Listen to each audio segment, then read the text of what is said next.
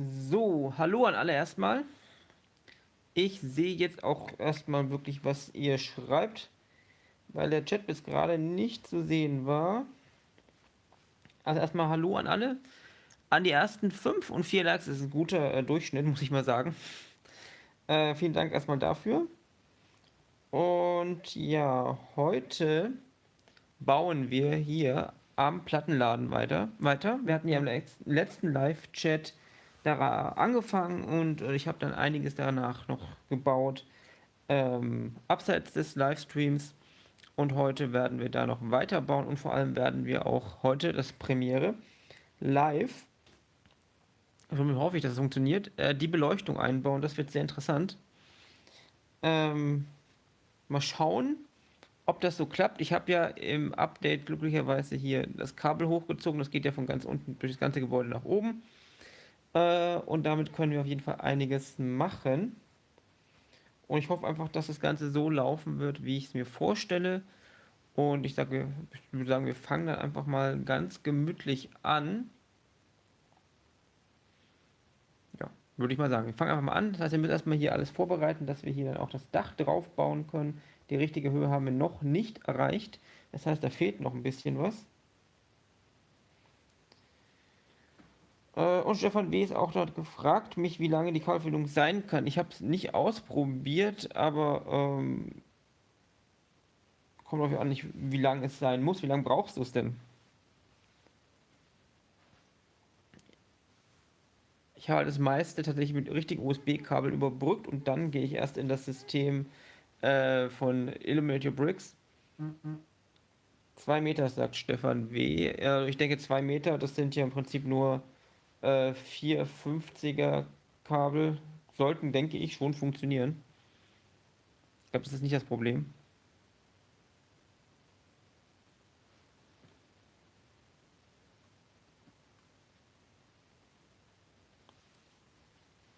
So, jetzt muss ich mir mal kurz überlegen, wie wir das hier umsetzen heute. Und Sleepy Mattes fragt, wie es mir geht, auch eigentlich ganz gut. Und ansonsten sage ich auch mal Hallo zu allen anderen, die dazugekommen sind. Ich lese einfach mal querbeet. Der Bolli, Lukas Dinkja, Donny the Dakoi, Bricks auf Schienen, hallo. Devin Dubilzig, Sheldon Cooper, Three Times Eight ist auch da. Hallo an euch alle. Auch an alle, die ich jetzt nicht vorgelesen habe. Wie gesagt, ich habe einfach mal querbeet durchgelesen. Und ich muss jetzt mal langsam mit dem Ganzen eigentlich mal anfangen. Dazu muss ich mal ganz kurz hier um die Ecke und was von da hinten holen.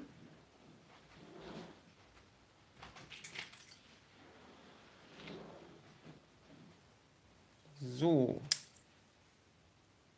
Und Zottel zockt ist auch da. Hallo auch an dich. Schauen wir mal, wie wir das Ganze hier am besten bauen. Wir müssen jetzt hier auf jeden Fall beachten, dass wir diese Wand nicht an das Innere anbauen dürfen, weil das hier rausnehmbar ist und die Außenwand als Ganzes draußen als bestehen bleibt. Und Waldwerk ist da. Guten Abend auch an dich.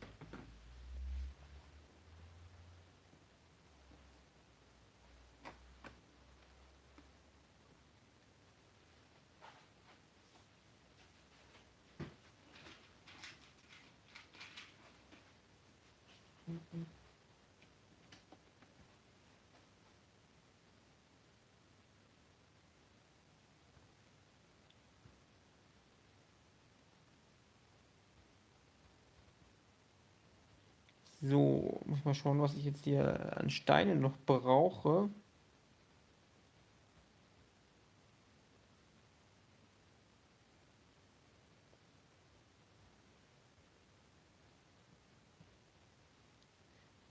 So. Sven Brückmann sagt erst dein Holby, dann Bob, dann du, besser geht's nicht. Und Brick Ursel und der Bautrupp sagt auch Abend zusammen alle. Ja, dann auch an dich. Guten Abend. Und Kleinstein ist auch da. Hallo. Ebenso wie Lukas. Und ja, ich war auch gerade kurz bei Bob da und dachte, ich warte auf jeden Fall mal, bis der vorbei ist, bevor ich hier anfange.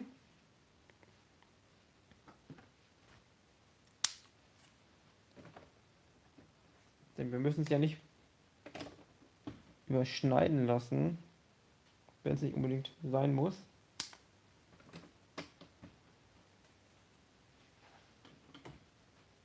Ich gebe euch mal ein bisschen weiter hoch, man sieht ja gar nicht alles. So ist es, glaube ich, besser. So, jetzt haben wir das Kabel hier. Müssen wir auf jeden Fall mal kurz überlegen, wie wir das hier mit dem Kabel am besten machen, denn ich brauche ja eigentlich noch eine Verbindung nach weiter oben. Das heißt, ich werde wahrscheinlich hier nochmal was rausnehmen, damit wir hier hinten so ein bisschen den Freiraum haben, in dem wir Sachen verstecken können. Ich weiß nicht, ob ihr das sehen könnt, hier hinten ist jetzt eine Lücke, da kann ich dann auf jeden Fall noch Sachen reinlagern, ohne dass die dann großartig zu sehen sind.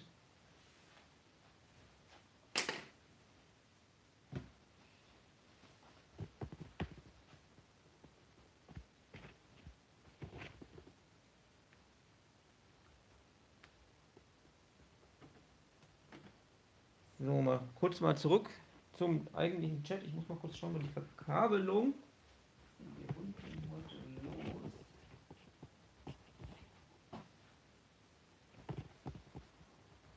So. Brückos und der Bautrupp fragen, sind bei dir später auch. Ich glaube, Berge, okay. Berge und Tunnel. Ja, Berge und Tunnel sind auf jeden Fall geplant. Vor allem dann, wenn wir ja eh umziehen. Dann haben wir ja eh noch deutlich mehr Platz. Und da sind auf jeden Fall Berge und Tunnel geplant. Da kommt auf jeden Fall noch was. Zuschauer sagt, ist mir heute mal leider zu spät, wünsche gleich noch eine gute Nacht, bin dann schon wieder weg. Dann gute Nacht dir. Und Sleepy Mattis sagt, er liebt die Brickworld, das freut mich auf jeden Fall.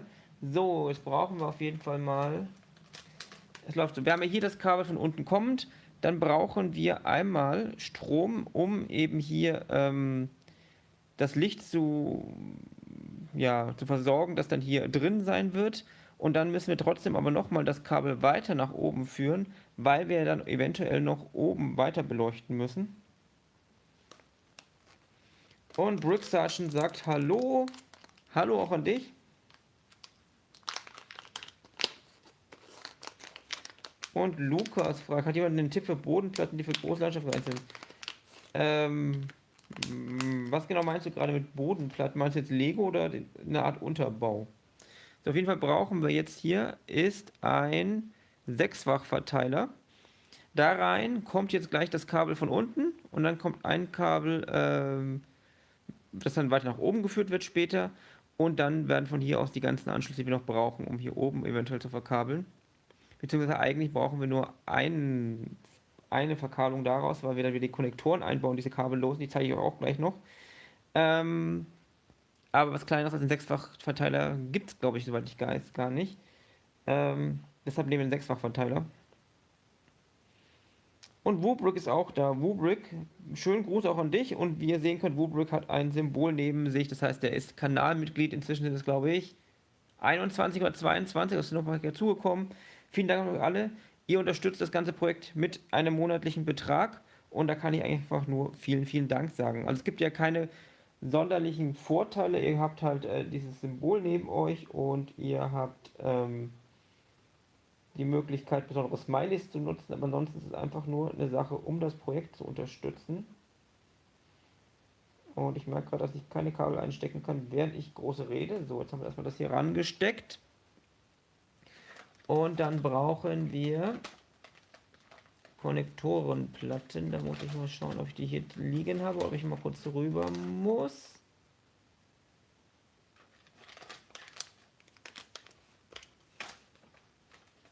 Aber was wir vor allem auch heute nutzen werden, ist das hier. Das wird eine sehr schöne Geschichte. Das zeige ich euch gleich noch.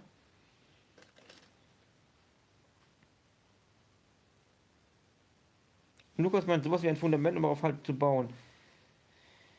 Ja, weiterhin Frage. Möchtest du was aus Lego? Also meinst du jetzt wirklich das Lego-Fundament, nachdem man die Bauplatte aus Lego oder die Holzkonstruktion? Und Bobrick meint, mega innovative, geile Lego-Köpfe, Smileys haben wir. Ja, kannst du ja auch ausprobieren. Müsste eigentlich funktionieren, auch im Live-Chat. So, ich muss mal ganz kurz schauen. Ich muss einmal kurz rüber. Moment.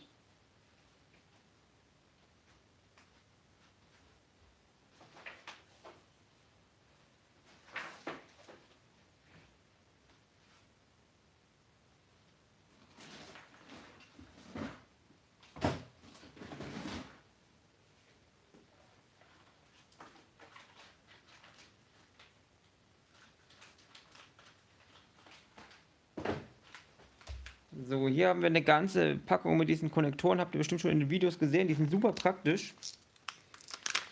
Und Mobrick hat tatsächlich einen der lustigen Smileys genutzt, die tatsächlich nur Kanalmitglieder benutzen können. Vielen Dank fürs Ausprobieren. Und Lukas meint Lego Platten. Naja, es gibt natürlich alternative Hersteller, aber auch die haben als maximale Größe, glaube ich, die 48er Platten. Ansonsten gibt es halt noch Platten, die ein bisschen dicker sind, weil sie halt wie die Plates sind, aber auch nur von Drittherstellern. Ja. Und Brooke Ursel fragt, welche Platte wird im Plattenladen gespielt? Das ist eine sehr gute Frage. Tatsächlich habe ich mir überlegt, ob man da nicht demnächst noch ein Soundmodul einbaut. Aber da müssen wir mal schauen. So. Hier haben wir jetzt die untere Konnektorenplatte. Die wird jetzt demnächst dann hier eingebaut. Erstmal verkabeln wir die hier.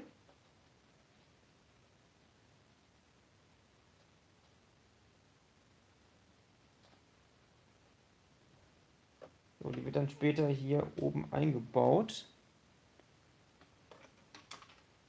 Und dann holen wir uns gleich noch ein Kabel, um weiter nach oben zu bauen. Um später oben weiter zu verkabeln. Da muss ich mal kurz schauen, was ich da nehme. Ich denke, ein 30 cm Kabel ist eine ganz gute Lösung. Das ist auf jeden Fall weder zu lang noch zu kurz. Und der Alf sagt einfach nur Wahnsinn im Positiven, was du in so kurzer Zeit für eine Welt erschaffen hast. Das freut mich. Vielen, vielen Dank. Ja, ich bin auch ein bisschen überrascht, dass das so gut läuft. Wobei natürlich auch ganz wichtig das Feedback von euch ist. Und natürlich auch die große Community, den erstens motiviert das natürlich auch enorm, wenn dann auch was zurückkommt. Und zum anderen sorgen natürlich auch die ganzen Klicks dafür, dass eben das Ganze sich zumindest teilweise refinanziert mit wachsenden ja, Mengen. Und das ist einfach sehr, sehr praktisch. Und Basti meint, wird der Bahnhof noch fertig, wo die Stadt noch... Nein, ganz sicher nicht. Ich ziehe... Also eigentlich ist es sicher, glaube ich, dass ich dieses Jahr noch umziehe. Und bis dahin wird der Bahnhof ganz sicher nicht fertig. Das macht aber auch gar nichts. Denn dann kann man drüben noch viel schöner dran bauen, weil man ihn auch viel besser erreichen kann.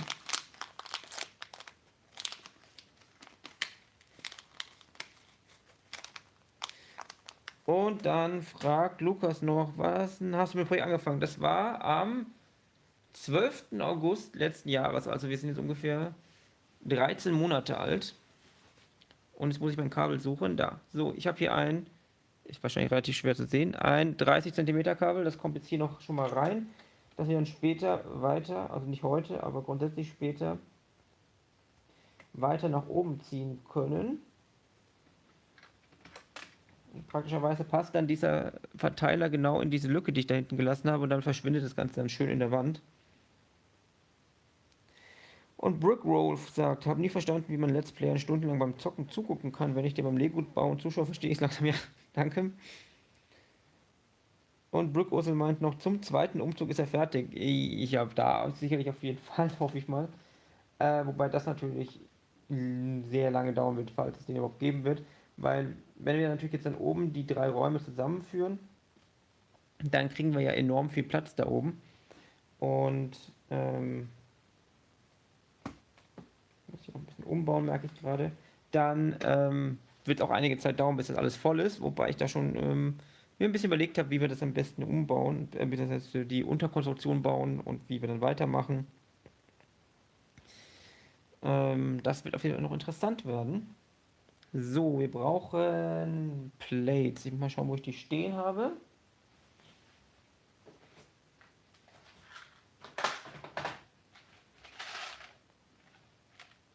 Stellen wir mal hier ab. Marco Sprossmann, übrigens auch ein Kanalmitglied, ist da. Hallo auch an dich. Hi Leute, habe ich schon was verpasst? Eben erst die Meldung bekommen. Noch nicht so viel, sage ich mal. So, ich baue jetzt die Konnektorenplatte auch darauf, aber andersherum. Das Ganze kommt dann. Eigentlich relativ egal, wo wir es hinbauen. Baue es auch mal hier hin.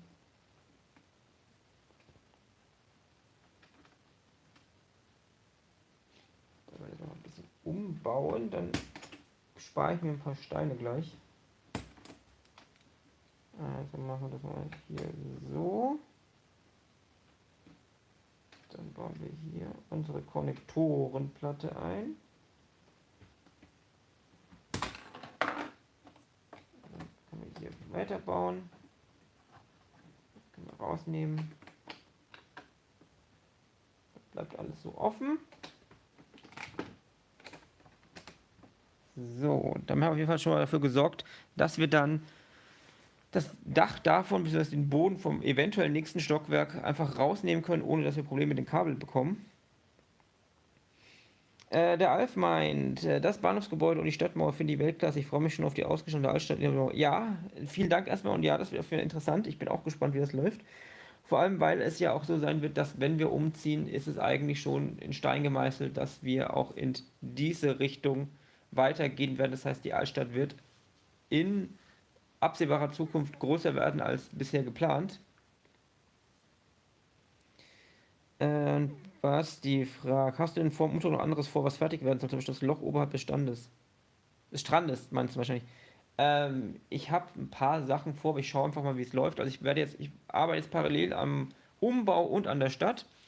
Und ich weiß ein paar Sachen, die ich ganz sicher nicht mehr hier machen werde. Das heißt zum Beispiel Sachen, die im Untergrund hier unten drunter sind, werde ich wahrscheinlich nicht mehr machen, solange die Stadt noch hier steht.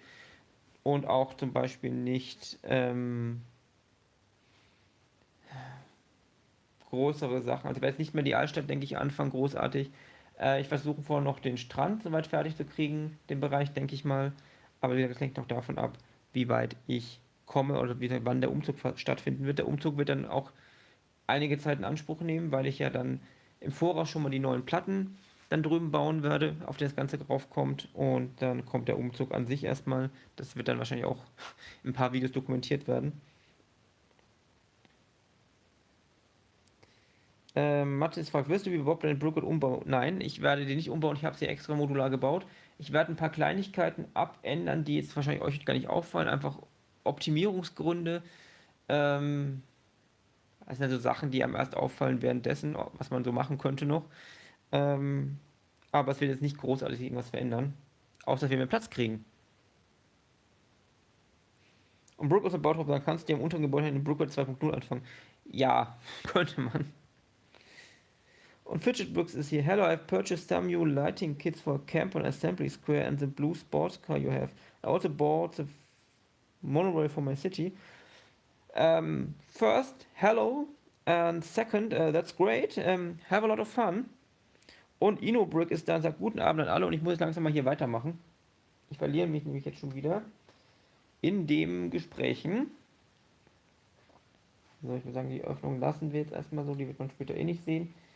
Dann können wir hier hinten noch vielleicht einen Brick reinmachen, damit wir ein bisschen was noch haben. Und ansonsten muss ich mal schauen. Die Sache ist die, wir waren noch nie an einer Stelle im Bahnhof so hoch. Das heißt, alles, was jetzt hier ist zum ersten Mal. Also ich habe noch kein grundlegendes Konzept, wie ich hier weiter baue. Deshalb muss ich auch erstmal selber schauen. Wir brauchen auf jeden Fall Modified Plates. Mal schauen, wie ich da habe.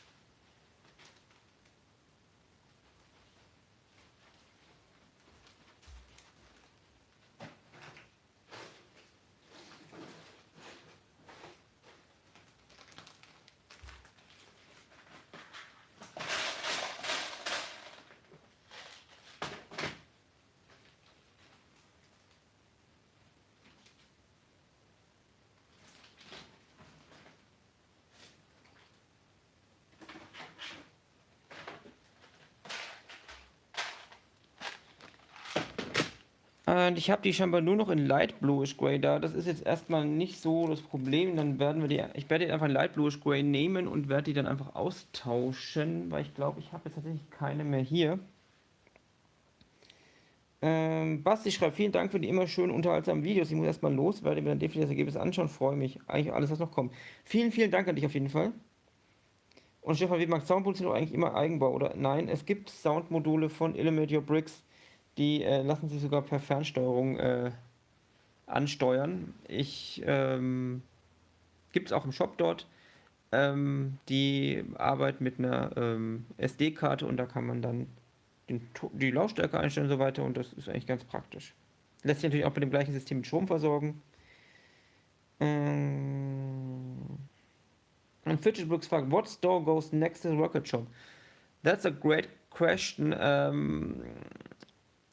My initial plan was to build some toilets here, but I'm not sure if that's a great idea, so I don't know which shop will go there.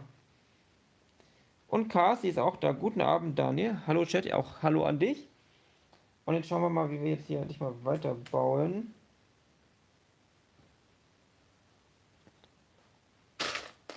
Wie gesagt, die sind jetzt in Light Bluish Gray, die werden noch ausgetauscht werden.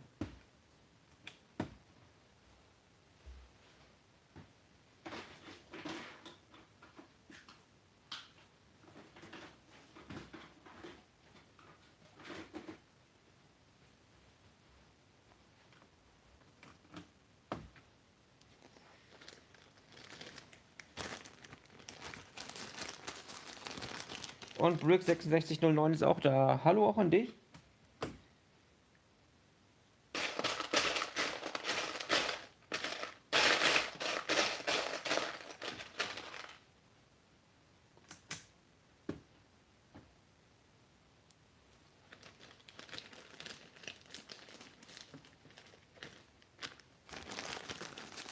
Und Marco Sprossmann erwähnt, dass wir 61 Zuschauer schon haben. Das freut mich. 23 Likes. Vielen Dank auch dafür.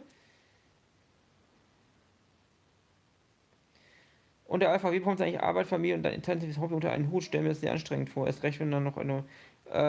Es geht tatsächlich. Es ist manchmal ein bisschen viel, aber es klappt eigentlich. Der Vorteil ist natürlich, dass ich mir schon mal ganz viel Zeit spare, indem ich ja nicht irgendwie zur Arbeit fahren muss, sondern ich bin ja selbstständig und mein Büro ist ja sozusagen momentan der gleiche Raum wie der hier. In der Hinsicht spare ich mir da schon mal einen Haufen Zeit. Ja. Ansonsten gutes Zeitmanagement, würde ich sagen. Und nicht so viel Schlaf. And Fidget Bricks meint noch, you should add a small coffee shop. Would look nice. Yeah, it might be a good idea.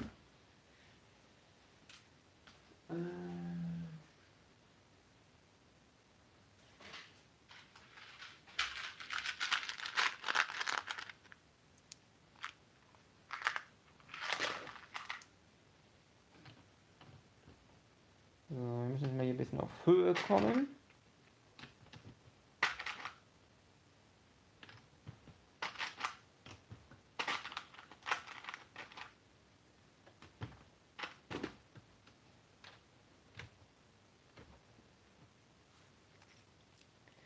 Streets of Curry City meint ja vorhin noch bei Bob Brickman schon wieder selbst streamen. Ich glaube, ja, ich habe dich gesehen. Du hast mich auch, glaube ich, gegrüßt, dass ich dort war. Und Stalde-Höfler spendet 2 Schweizer Franken. Vielen, vielen Dank an dich und schreibt Grüße aus der Schweiz. Vielen Dank. Und einfach, was machst du beruflich, wenn man fragen darf? Ich bin selbstständiger, ja, nennen wir es Webentwickler.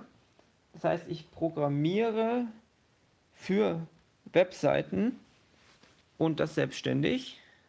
Ja, lässt sich ganz einfach gut zusammenfassen. Und hauptsächlich momentan im Bereich WordPress.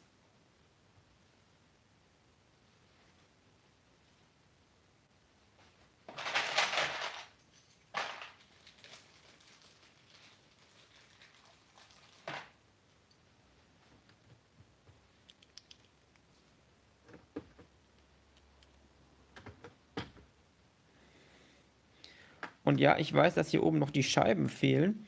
Ich bin mir eigentlich sicher, dass ich davon noch welche habe, aber ich habe sie nicht gefunden bisher.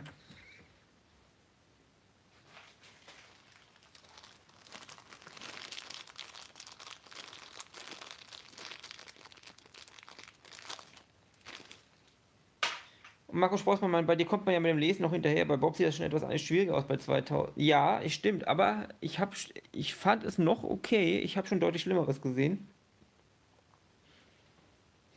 Der ein oder andere Chat bei Brickstory war tatsächlich teilweise echt abartig schnell.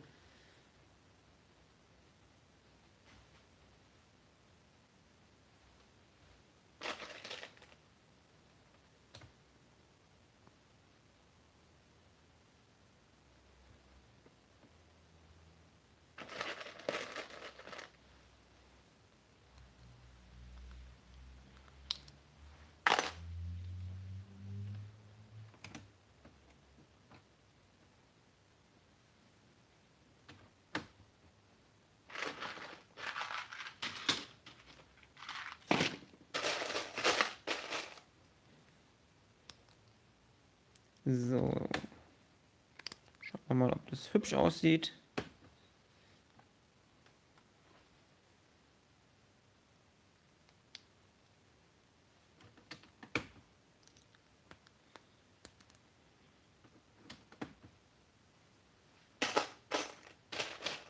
Könnte mir jetzt deutlich schlimmer aussehen. Wir brauchen noch mehr Fliesen. Es gibt ein paar. Kein guter Platz zum Abstellen gerade.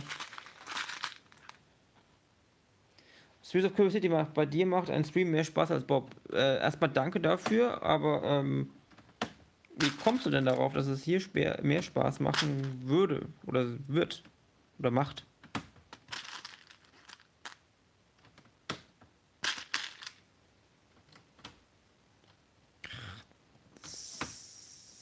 So.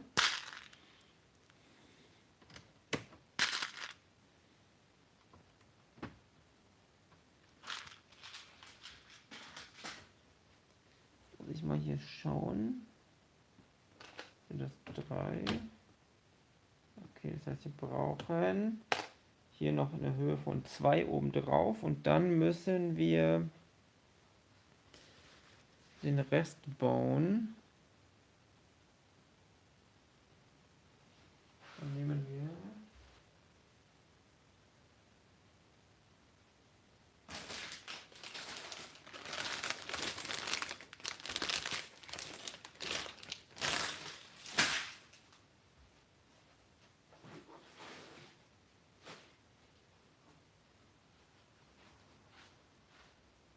so, ich muss mal kurz hier rüber schauen.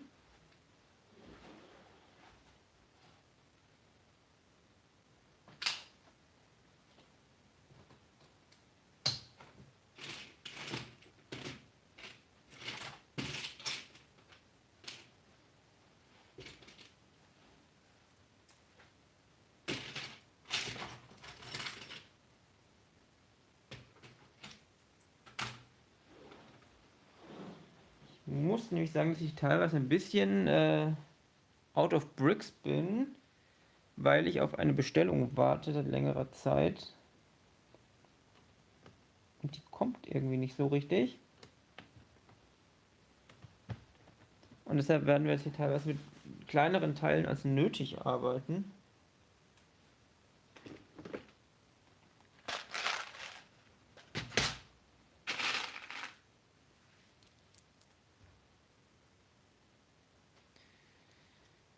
Streets of Curiosity meint, du kannst dich auf Bauen und auf den Chat konzentrieren. Ja, okay, danke. Ja, du meinst also, dass Bob da jetzt nicht so dahinter herkam.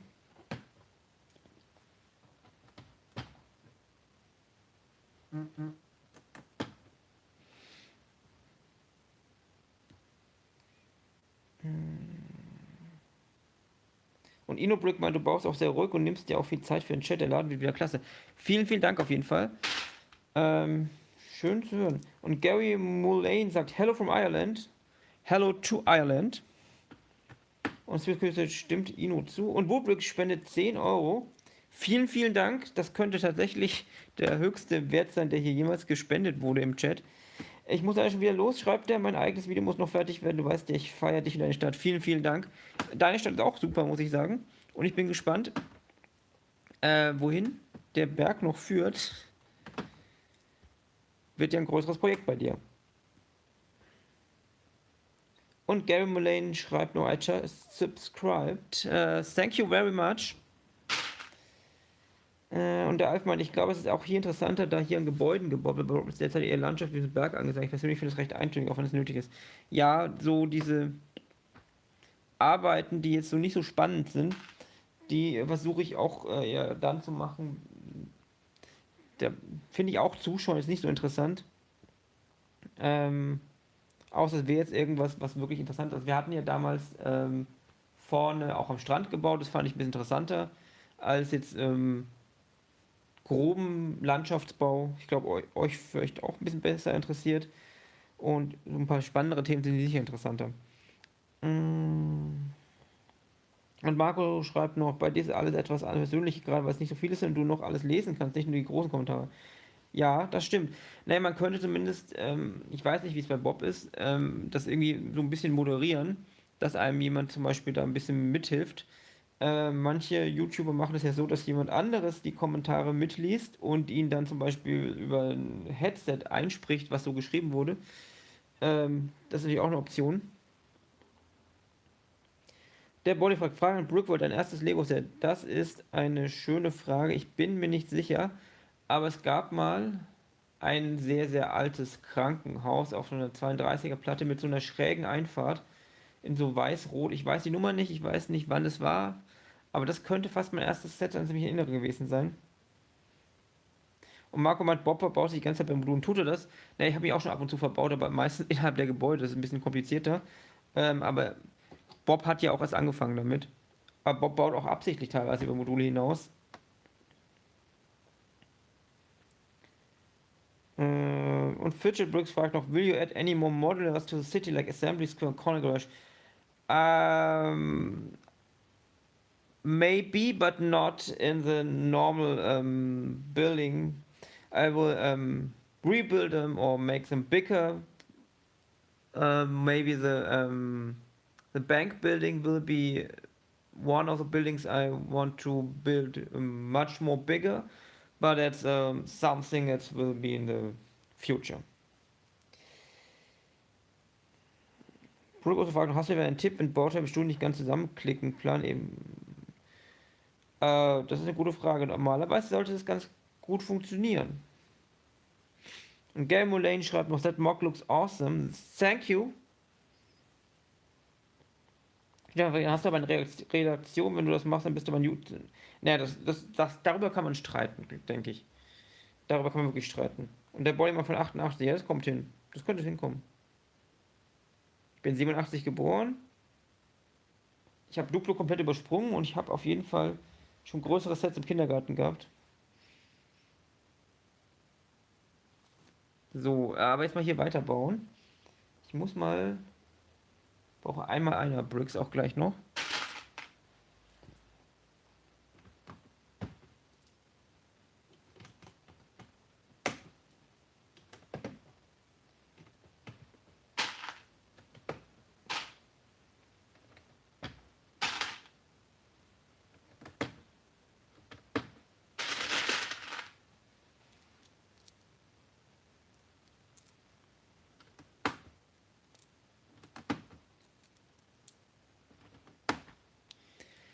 Ja, es gibt ja einige YouTuber, die da ein bisschen in Clinch stehen, was das Thema Fernsehsender angeht. Ich glaube, die Sache ist immer noch nicht klar durch. Da wird noch einiges passieren.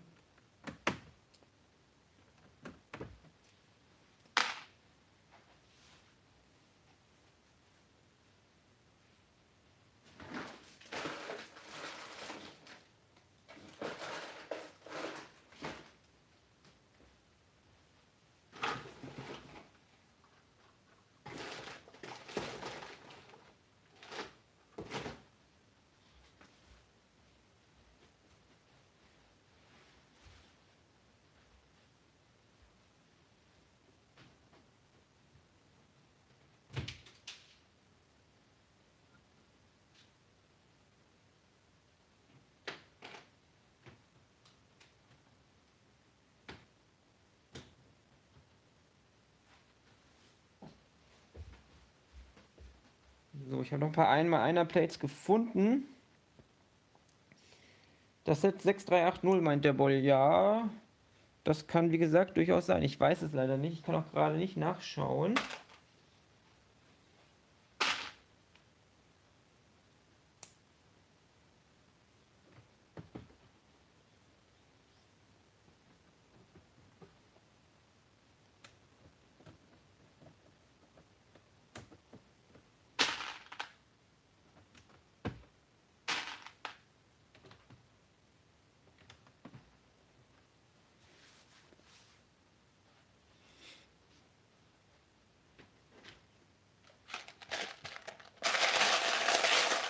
So, 31 Likes, 67 Zuschauer. Das freut mich vor allem so unangekündigt und mitten unter der Woche.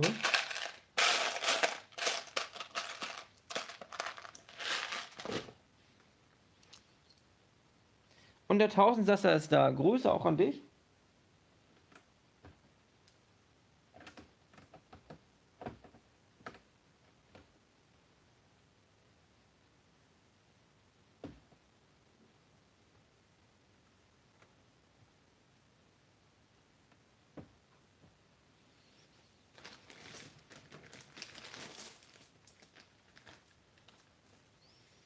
Aus dieser Kürbis sieht jemand durch YouTube und den Streamingdiensten das normalerweise schon fast denkt, ja, das stimmt sicherlich.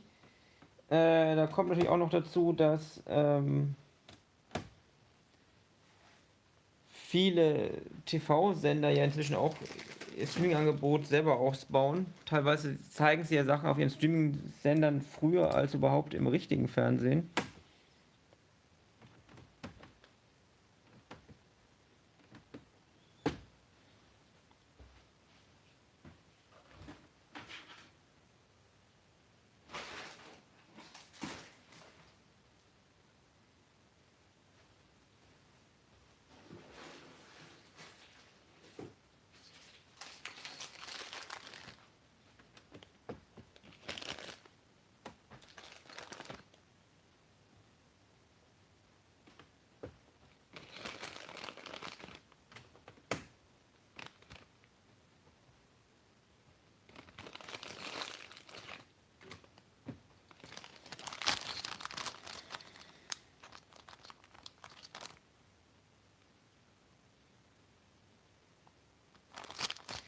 Fidget Bricks fragt noch, where did you get your inspiration for this layout and this style of train station? There's a train station in Germany, in the city of Nuremberg, and the it's inspiration like the entrance is very similar to the train station in Nuremberg, and also some of the outer building, and that's the way I often do it. I look at some things in the real world and change it a little bit and adapt it, and that's the way how I find inspiration for my buildings.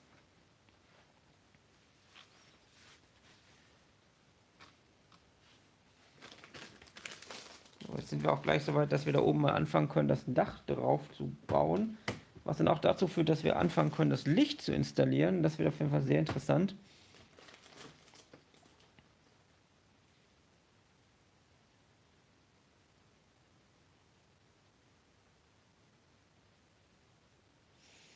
Stefan W. schreibt noch, das ist auch total unlogisch. Ja,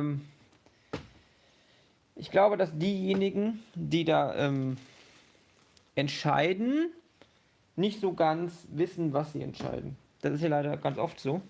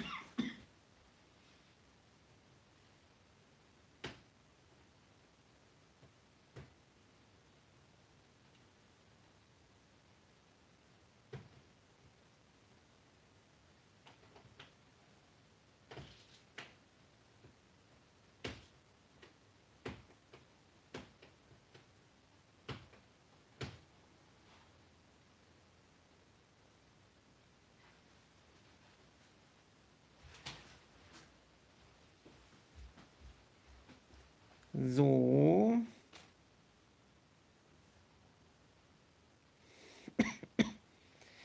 Bürgersfrage, kommt eigentlich eine Farbwechselbeleuchtung? Ja, das wird sehr, sehr intensiv werden. Und Lukas Frage, planst du die Gebäude oder baust du rein aus der Vorstellung aus?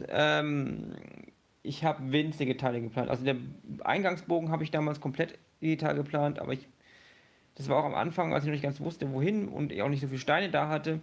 Und ein Teil der Fassade einfach zum Testen, aber der größte Teil ist tatsächlich einfach, ich überlege mir, was ich brauchen könnte an Steinen, bestelle die, baue dann, merke währenddessen, dass ich vielleicht was anderes brauche und dann geht es immer so weiter. Und Brickboy sagt, viele Grüße aus Nürnberg, dann bist du schon aus Nürnberg. Viele Grüße an dich. Und Stefan Webmann schreckt mich auch mit etwas ab, weil ich mich dann, ja, aber ich glaube, ähm, dass das ganz andere Welten sind, in denen das so ist.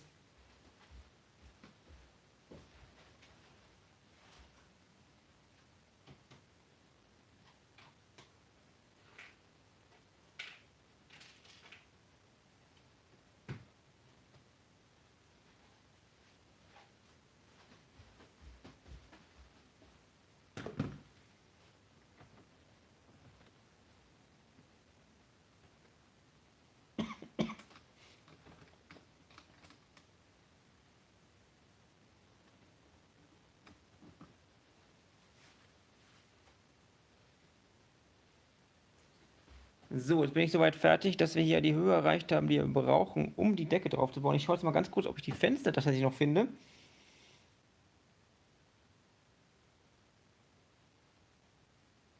Und Fidget Bricks fragt, do you design everything digitally and then buy the bricks or do you buy a bulk of bricks and build it that way? I think 99% is just building and buying bricks before and not planning all digitally. I planned some parts in the beginning of the city digitally and bought the parts after the design, but that's not the way I want to build. And yeah, I just did it with the tram because there are a lot of bricks I do not have normally here, but for the buildings I normally just build and buy what I think I have to buy. Und Will Harper sagt, looks great, thank you.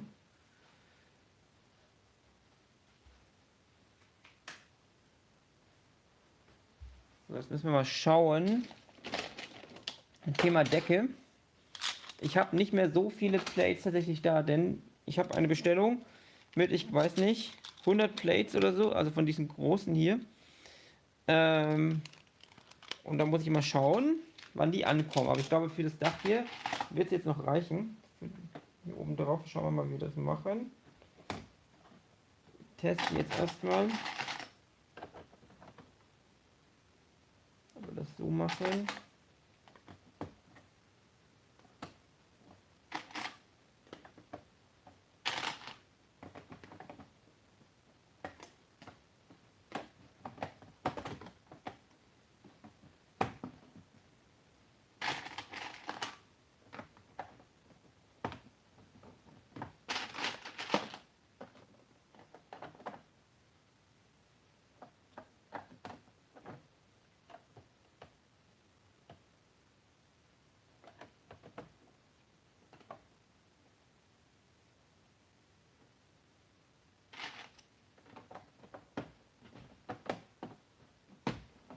Auf jeden Fall können wir damit schon mal die Lücken komplett schließen.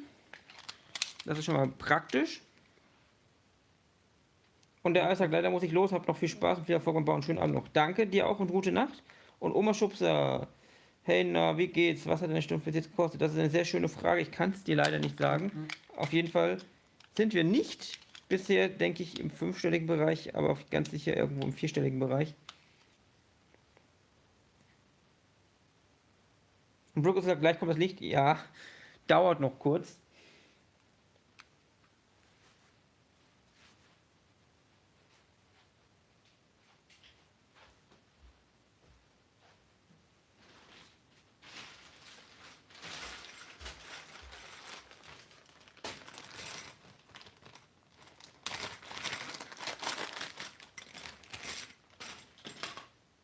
So, wir werden jetzt gleich Stabilität hier noch was runterbauen. Das muss ich jetzt mal kurz messen. Wie viel ich davon brauche. Da wahrscheinlich besser da ein bisschen. Ja, das ist eine ganz unpraktische Entfernung. Dann machen wir das doch so.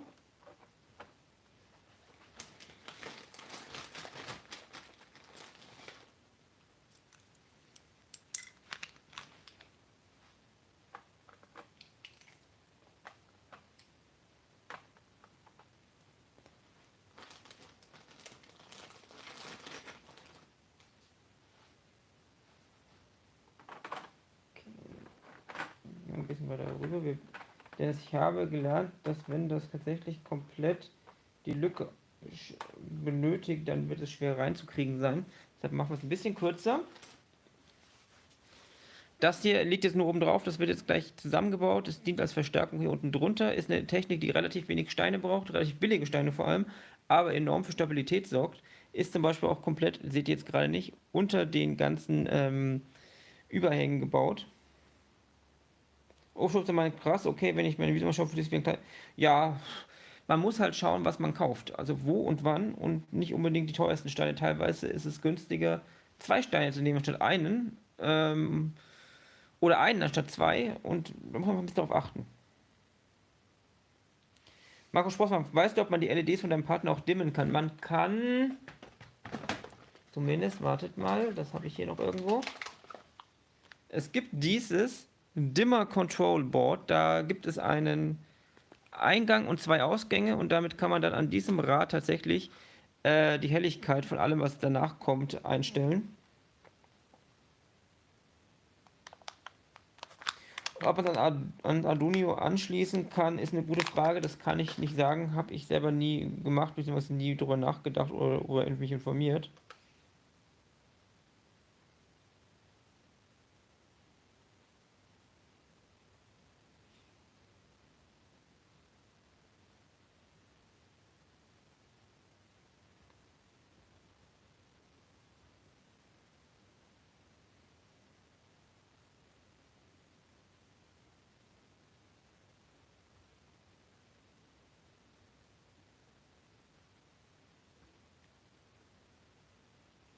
So.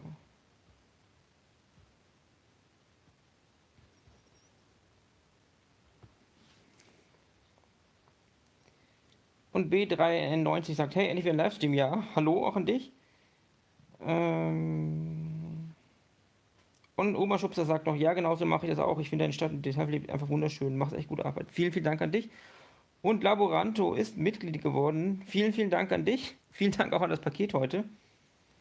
Nicht an das Paket, sondern für das Paket natürlich. Und zu City jemand Gott sprach, es werde Licht und Daniel antwortet, warte kurz, ich habe da aus dem Video. Ja, kann man so sagen. So, jetzt muss ich mich eigentlich mal darum kümmern. Da muss ich mal kurz schauen, wo habe ich denn hier was dafür?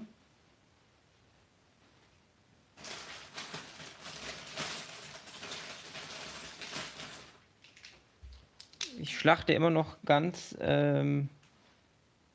gerne die Packung aus von dem Bonsai-Baum. Da sind da sehr viele praktische Steine drin. Zum Beispiel das Ganze hier, dieser Tisch mit den ganzen Platten ist ja auch zum größten Teil aus dem Set zusammengebaut.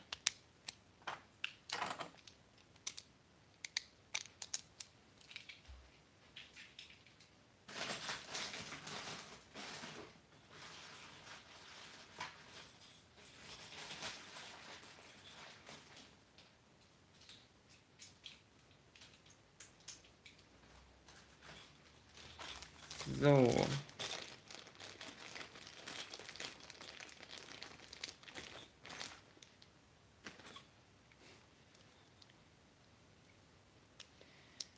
Und Inobrick, hast du ja Millionen Vorstellungen. Naja, ich habe ja eigentlich nur einen Bonsai bisher gekauft und meine Idee ist, dass ich tatsächlich diese pinken oder rosanen Frösche als relativ hässliche Souvenire in irgendeinem Souvenirladen verkaufe. Könnte, glaube ich, ganz lustig sein.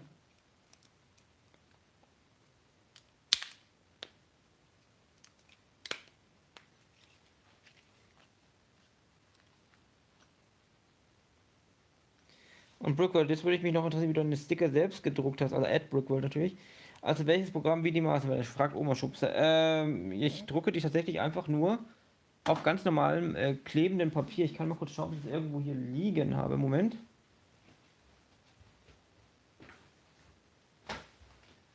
Tatsächlich ist es nur ganz einfaches DIN A4 Labelpapier. Also es ist einfach Papier, das komplett mit einem Klebebereich versehen ist. Hat keine Schnittmarkierungen. Und darauf kann man einfach mit jedem Drucker, den man so hat, draufdrucken. Und entworfen ist das Ganze einfach mit Photoshop.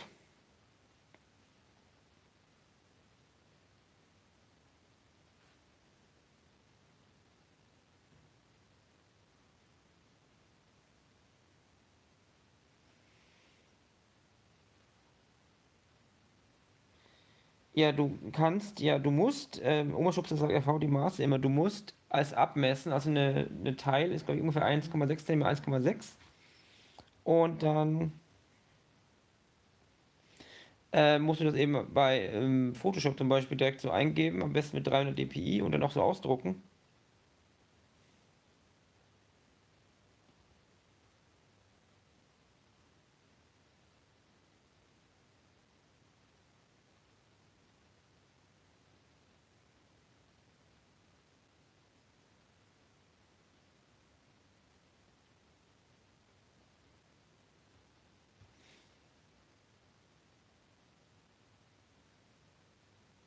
Und da, woran du sagst, der andere Name irgendwie unverständlich aussprechen. Ich wusste tatsächlich bis heute nicht, dass du das bist. Und Steven Elmang, macht der Abriss, bist du schon halber Schutt Rauch. Tatsächlich ist noch nicht so viel passiert, weil ich einfach noch nicht dazu gekommen bin.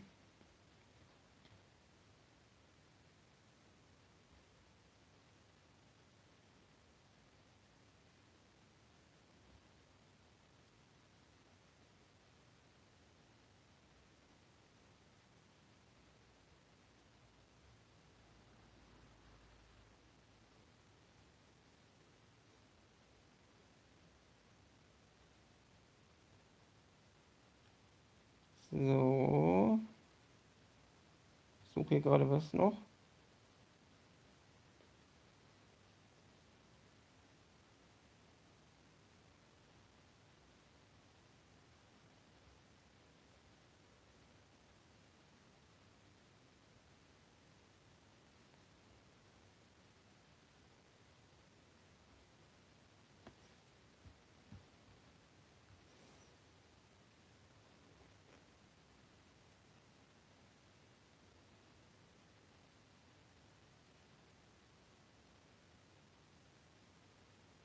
Und Brookwool schreibt, viel Spaß noch, ich gehe pennen, dann gute Nacht an dich.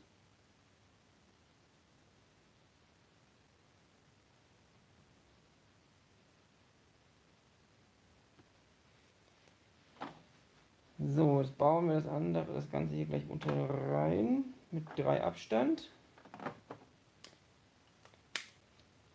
Jetzt können wir das Ganze nämlich so bauen und kriegen dadurch sehr, sehr viel Stabilität in das Ganze schon mal rein.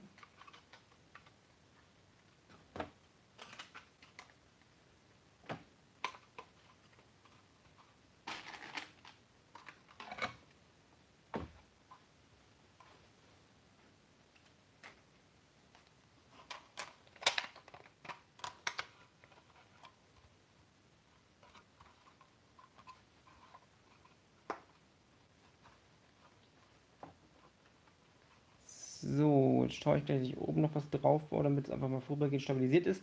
Weil wie gesagt, das Ganze wird deutlich stabiler, wenn dann auch oben drauf weitergebaut wird. Diese Platte wird ja eh noch größer werden auch.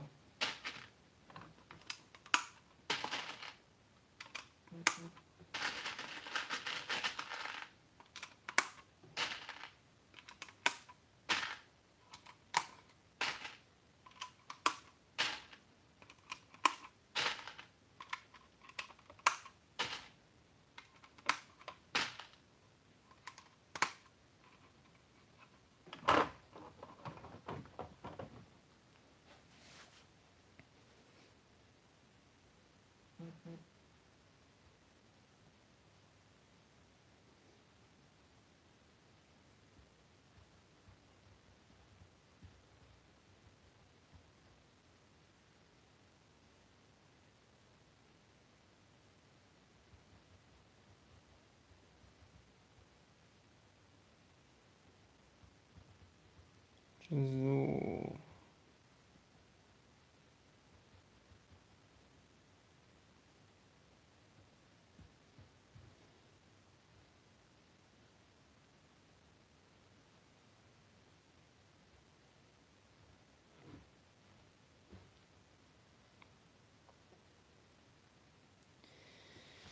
Laboranto meint, dass er der 6000 Abonnent war. Daran erinnere ich mich sogar noch. Und jetzt auch der 6445 oder so. Ja, das kann sein. Geht ganz gut voran. Ja, das stimmt. Es ist momentan wieder ein bisschen mehr im Tal. Wir hatten schon mal einen stärkeren Zuwachs, aber ich will mich nicht beschweren. Urschuss meint immer noch zu wenig. Ja, danke. Und John Garrett ist da. Greetings from New Jersey. Happy Building. Greetings. Und Bürger zum Beispiel, ich brauche noch Elektriker mit vom Bahnhof. Das ist lustigerweise eine Idee, die schon öfters kam. Und Streets of Culver City meint noch, ich würde mich freuen, wenn ich 100 Abonnenten. Ja, der Anfang ist wirklich immer sehr, sehr hart. Also da kriegt man ja teilweise eine Woche lang gar keinen. Und Inobrick meint noch, freue mich schon auf den Tag, wo mein Zug seine Runde. Ja, das wird auf jeden Fall irgendwann passieren, wenn wir umziehen, aber ich kann euch echt nicht sagen, wann.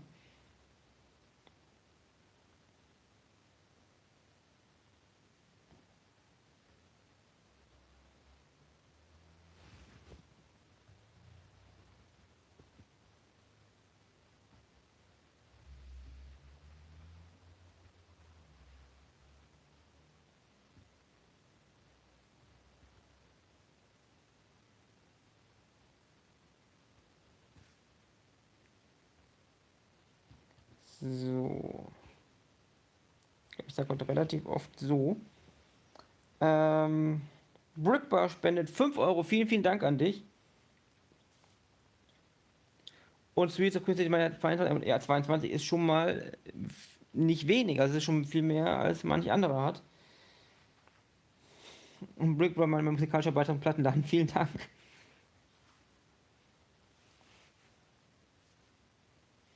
Oberschluss, was ich noch geil finden würde, an der Stadtmauer, im asiatischen Markt. Mir fehlt gerade der Zusammenhang zwischen alter Stadtmauer und asiatischer Markt. Aber jetzt kommen wir erstmal wieder hierher zurück. Wir brauchen jetzt das Gegenstück zu unserem Konnektor. Und da spielt es eine wichtige Rolle, dass das hier eine Plate tiefer sitzt. Denn das muss ja hier aufgebaut werden. Das heißt, es wird eine Plate tiefer hängen. Und dann muss man natürlich dafür sorgen, dass man da den Platz hat. Musste ich auch erst selber lernen. Aber ich habe es dann doch irgendwann gelernt.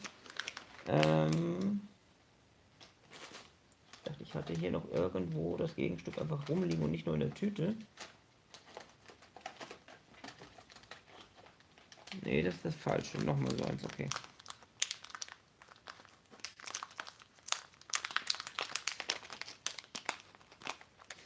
Brooke, wenn du mal eine Oper brauchst, gibt es mehr. Wie gesagt, wenn wir jetzt umziehen, wird es ja tatsächlich noch so viele Ideen und Möglichkeiten geben nach und nach. Platz ist dann das kleinere Problem.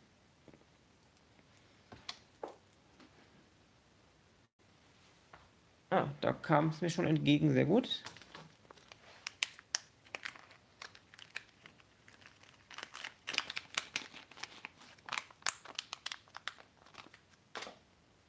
Stefan W. fragt, welche Übertragungsmöglichkeit ist besser als USB? Höherwertiges USB, aber die Frage ist, USB ist eigentlich gar nicht so schlecht für die Übertragung. Es kommt darauf an, welchen USB-Standard man benutzt.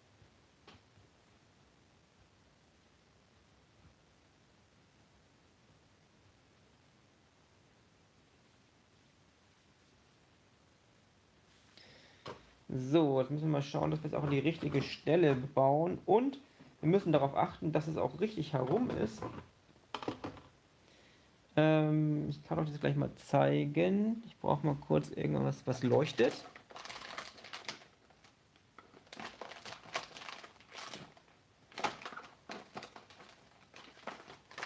Ich dachte, ich hätte noch irgendwo ein Striplight herumliegen gehabt.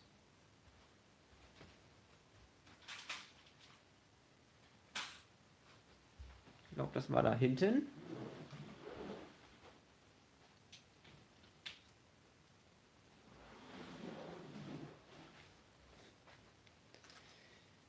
Ich baue jetzt einfach mal testweise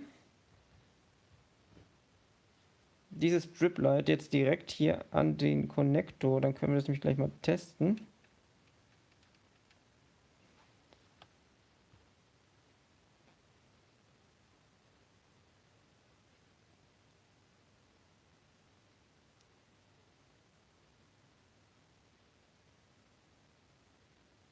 Laborantor, Mann, ich habe als Kind übrigens diese goldene Halbkugel drehbar gemacht. Und als Disco-Motoren benutzt aber nicht. Nein, Motoren benutze ich tatsächlich momentan nicht. Das Einzige, was ich habe, ist ja den Aufzug, der ja mit, wie heißt es denn? Das programmierbare System, dessen Name gar nicht einfällt. Ihr wisst es wahrscheinlich. Aber Motoren noch nicht. Aber es schließt es auch nicht aus. Auf jeden Fall muss man hier darauf achten, das Kabel geht jetzt von dieser Seite hoch. Das liegt auch daran, dass ich verhindern möchte, dass es irgendwie abgeknickt wird. Deshalb geht die immer innen jetzt rum. Wenn ich es jetzt sozusagen falsch rum aufsetze, seht ihr, dass da nichts passiert, denn der Kontakt ist falsch rum. Wenn wir es aber jetzt richtig rum aufsetzen, seht ihr, das Licht geht an, sobald die Verbindung entsteht. Und das ist natürlich ein Riesenvorteil, dass wir jetzt keine Kabel haben, die irgendwo die Sternzeit rumhängen, wenn wir irgendwas abnehmen wollen. Dadurch ist dieses System natürlich super praktisch.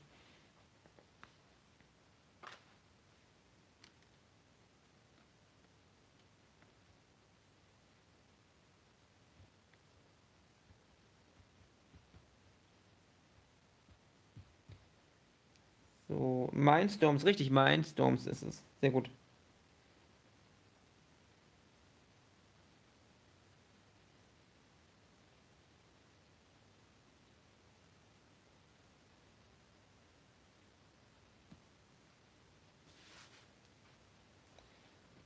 So, jetzt schauen wir einfach mal, welche Position das ist. Ich glaube, das war die hier.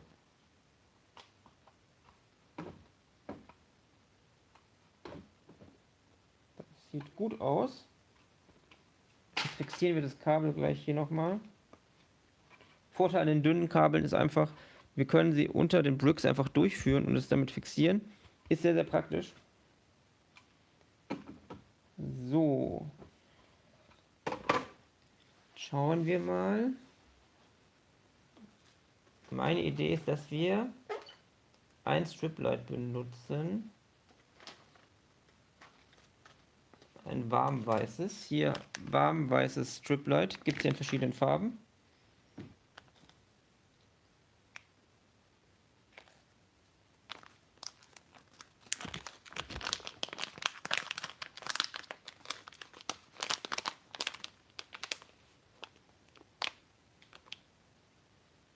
Steve L. fragt mal, andere möchte deine Tochter nicht jeden Tag mit. Ja, sie spielt auch damit. Aber sie kommt auch nicht an alles ran. Ich kann euch was zeigen. Dieser Bus ist voll mit Lego-Männchen. Das war ich nicht.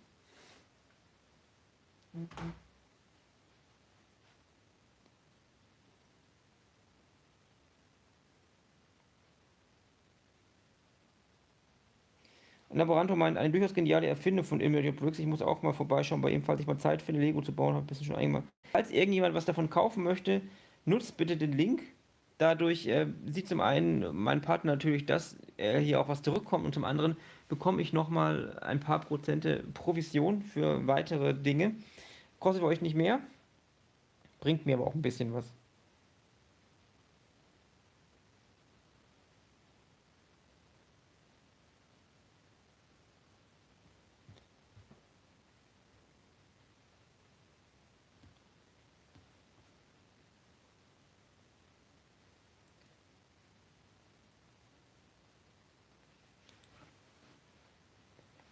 Laborante, man gibt es eigentlich ein Video, wo du Lichtsystem USB von. Es gibt kein direktes Video. Es gibt ein paar Videos, in dem ich beleuchte, beziehungsweise auch zeige, wie ich damit beleuchte, aber es gibt jetzt kein eigenes Video, wo es nur darum geht.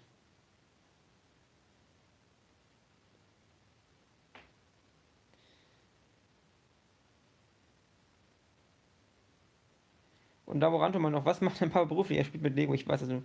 Ja, es gibt deutlich uncoolere Sachen wahrscheinlich.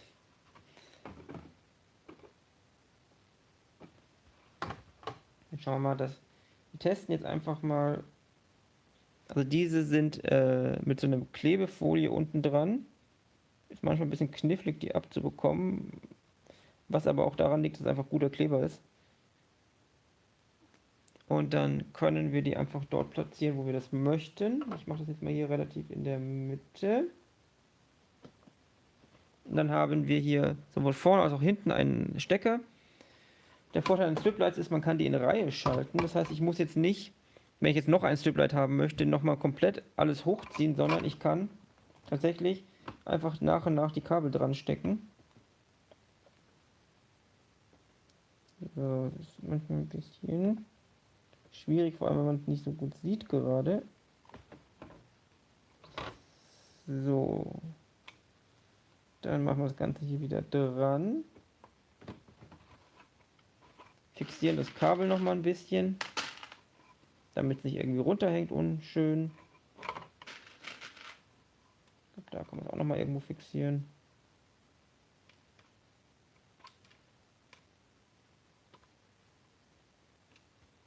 So. Jetzt müsste es eigentlich, wenn ich es da drauf drücke, leuchten.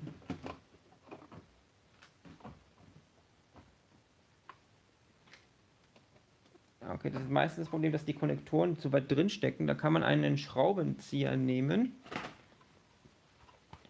Die sind nämlich relativ flexibel. Und dann kann man die hier so ein bisschen hoch, ich weiß nicht, seht ihr das gerade? Ja. So ein bisschen hochbiegen. Schadet nicht. Hilft aber, dass man nicht.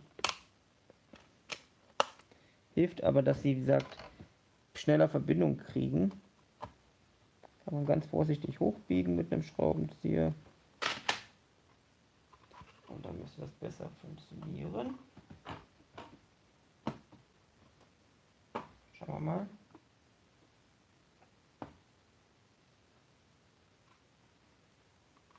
Natürlich habe ich jetzt tatsächlich den Konnektor falsch rum drauf gebaut, obwohl ich gerade noch gesagt habe, man muss darauf aufpassen.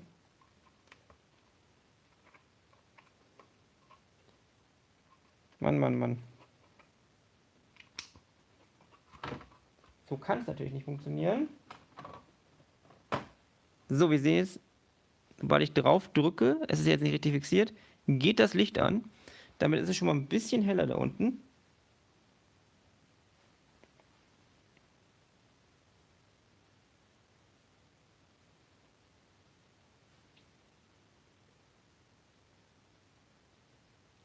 Recording Klotzki ist da.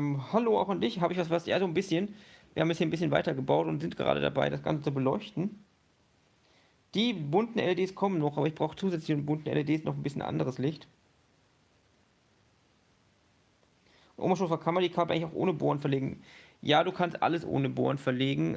Du kannst dir zwischen den Plates hin und her ziehen. Ich bohre nur teilweise, weil ich die Kabel anders verstecken möchte. Also du kannst die auch einfach hochziehen in irgendwo oder hinter einer Mauer bauen. Du musst nicht bohren. Du kannst alles komplett ohne machen. Also zum Beispiel die offiziellen Beleuchtungssets für die Gebäude funktionieren auch komplett ohne Bohren.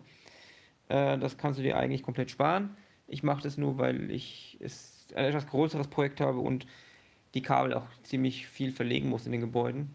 Und ich ganz oft Stellen nicht habe, wo ich irgendwas hängen lassen kann, in Anführungsstrichen. So, jetzt muss ich mal schauen. Hier ist nämlich das Besondere. Das ist nämlich jetzt unsere Funkelbeleuchtung sozusagen. Und dadurch, dass ich jetzt hier den Ausgang wieder habe, kann ich das einfach jetzt hier ranstecken, ohne nochmal ein extra Kabel verlegen zu müssen. Man muss nur darauf achten, dass man die richtig rum reinsteckt. Die haben nicht ein oben und unten.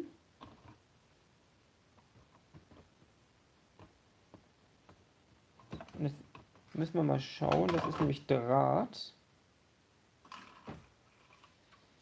Dass wir das hier verlegen, ohne dass wir das Problem kriegen,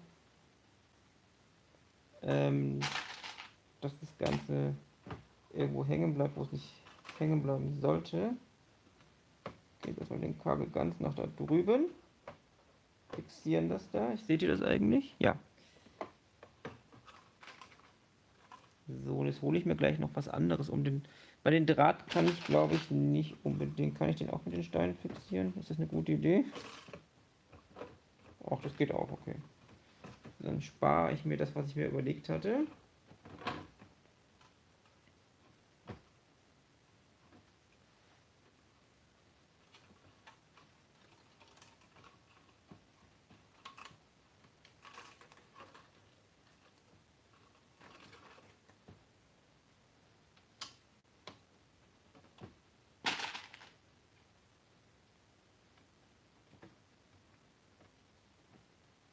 So, ich schaue mal wieder in den Chat. Oberschriften ist halt schon geil unlöten. Ja, das stimmt auf jeden Fall. Du hast vor allem so viele Dinge. Ich habe ja auch vorne das Lagerfeuer gemacht mit dem ganzen Extra-Sachen, die es da so gibt. Vor allem, du hast jetzt nicht 20.000 verschiedene Lichter. Du hast so kleine ja, extra Platinen, die du zwischen reinschalten kannst, um bestimmte Effekte zu erzeugen, wie Blinken und so weiter.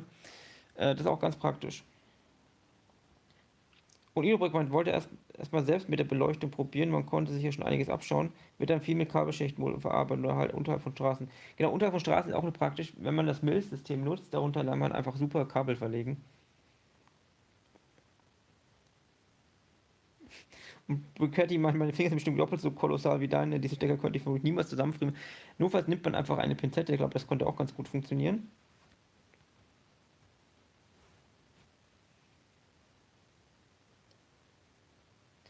So, aber jetzt mal jetzt zurück zum Eigentlichen.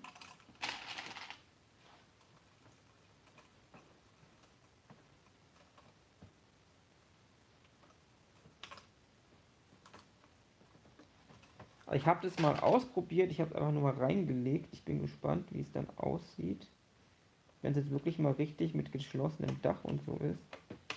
Denn das habe ich natürlich noch nicht gesehen.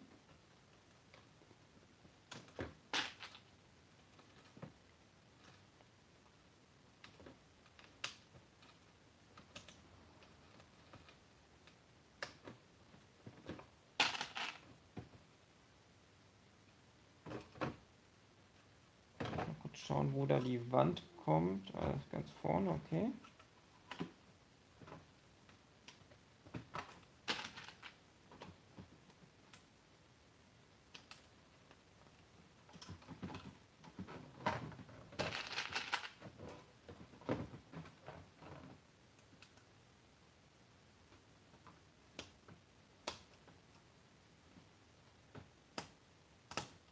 Das geht natürlich an der Stelle nicht. Machen wir das hier. Dann sind wir jetzt auch schon fast einmal rum. Ist die perfekte Größe eigentlich für diesen Laden. Die Länge von dem Ganzen.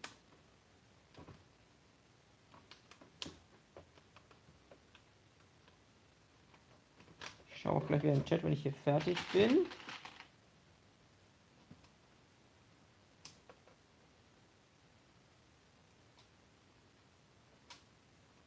Schauen wir das jetzt hier noch machen.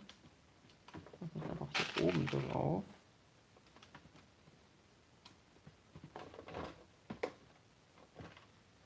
So sieht das Ganze jetzt aus. Ging relativ schnell, muss man sagen.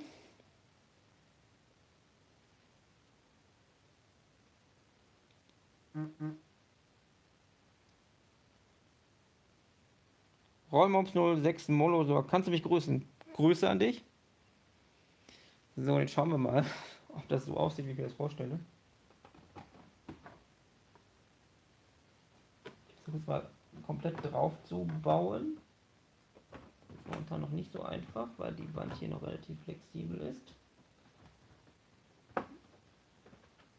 Mal schauen, ob ich da vorne. Nein, das ist alles okay.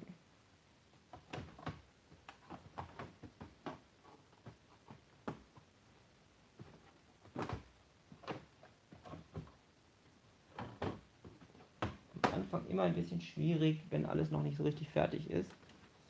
Weil dann durch die ganze Spannung teilweise die Platten nicht richtig drauf passen. Aber das kriegen wir alles hin. Weil ein großer Teil der Spannung nicht dadurch kommt, dass der Untergrund sich ja langsam so ein bisschen verbiegt. Thema hatten wir ja.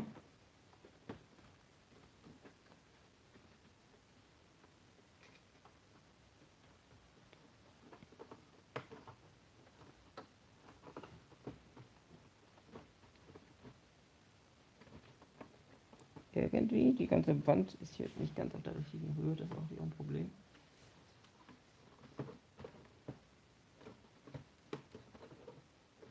Ja, das wird alles noch besser, wenn das alles ein bisschen nicht nur ein Laden ist.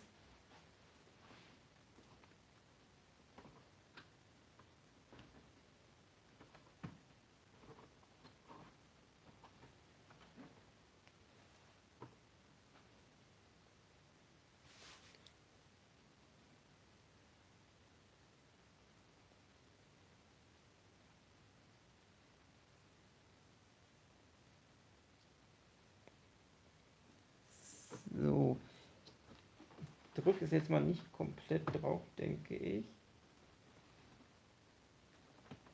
Wenn ich da noch was drauf kriege.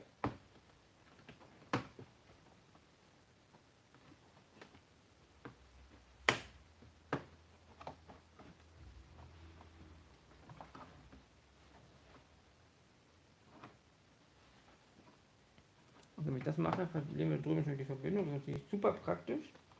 Das Problem ist hauptsächlich, dass diese Wand so flexibel momentan noch ist.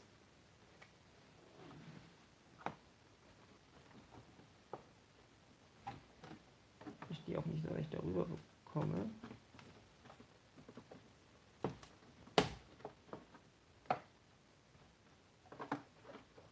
So, jetzt habe ich irgendwo, glaube ich, hier ein paar Fliesen abgeschlagen.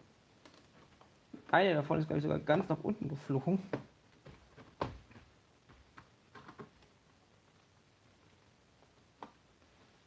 Mal schauen, ob ich die noch finde.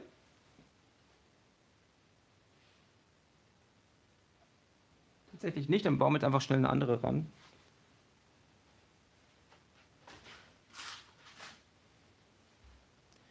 Die hat es nämlich tatsächlich geschafft, hier komplett runterzufallen durch den Schacht in den U-Bahn-Bereich. So. Einmal Licht ausbilden, machen wir gleich.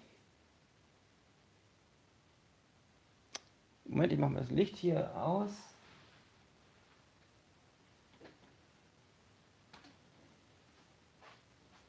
Und dann nehme ich euch mal hier mit runter. Ich stöpsel euch mal ab.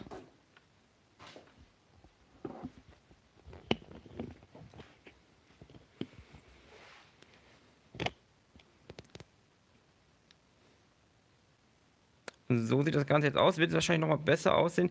Ich bin nicht ganz sicher,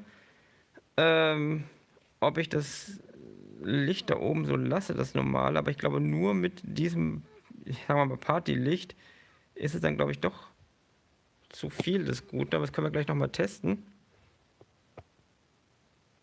Aber grundsätzlich sieht das doch mal ganz gut aus.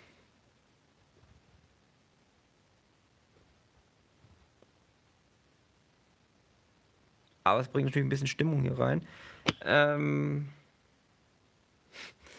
Ich werde jetzt mal kurz die Kamera hinstellen, dann machen wir gleich mal komplett das Licht hier im Zimmer aus. Warte, ich stelle euch mal kurz ab. Ich hoffe, ihr fallt jetzt nicht um.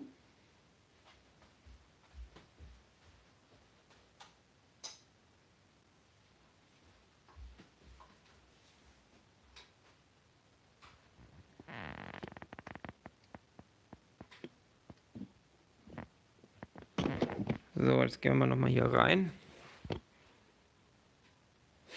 Also draußen ist deutlich mehr Partystimmung. Aber vielleicht decken wir es tatsächlich noch ein bisschen ab. Aber grundsätzlich gefällt es mir und es bringt halt wirklich ein bisschen Leben hier rein. Gehen wir ein bisschen zurück, dann seht ihr auch den Unterschied. Aber ich glaube schon, dass das normale Licht ein bisschen weniger werden muss.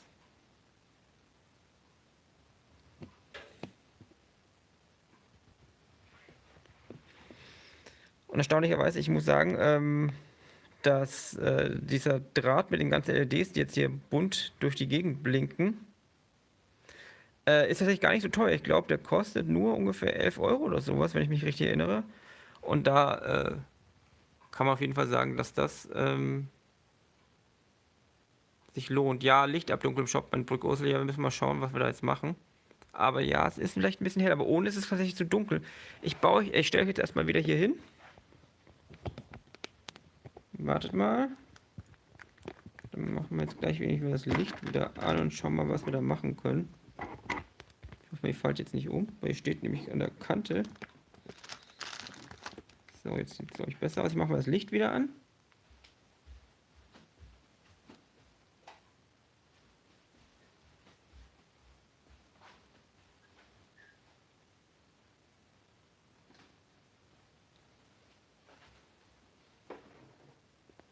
So, dann stecke ich einmal in die Steckdose. So. Mal kurz Kommentare schauen.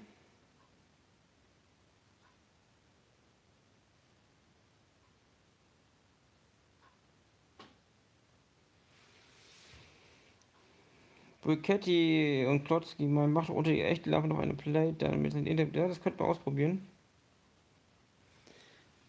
Jedenfalls nehmen wir jetzt mal das hier nochmal raus, auch wenn es mir nicht gefällt.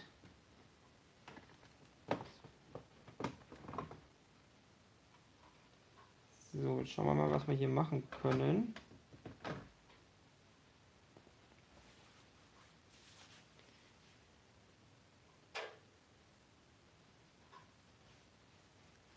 Alternativ könnten wir auch schauen, ob wir einfach mit einem Spotlight arbeiten wollen. Oder ganz verrückt, wir könnten schauen, ob wir den Dimmer einbauen. Das könnte auch eine Idee sein. Probieren wir das mal. Da müssen wir aber ein bisschen umbauen hier.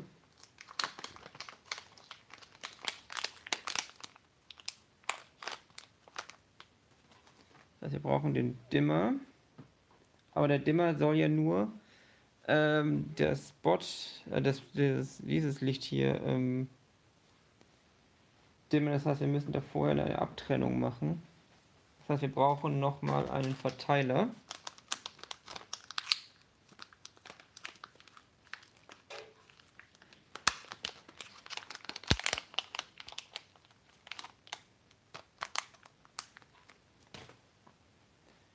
So, ich mal schauen. Hier kommt das Ganze an. Seht ihr das eigentlich? Ja, ihr seht es.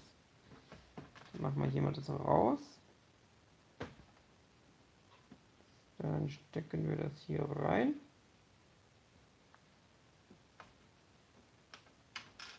So, dann brauchen wir Kabel, und zwar kurze Kabel. Die kürzesten, die ich da habe, die es auch gibt, muss ich mal schauen, sind 15 cm. Das sind die hier. Wobei ich mir langsam vorkomme, wie bei so einer Verkaufssendung von, was ich, QVC hier.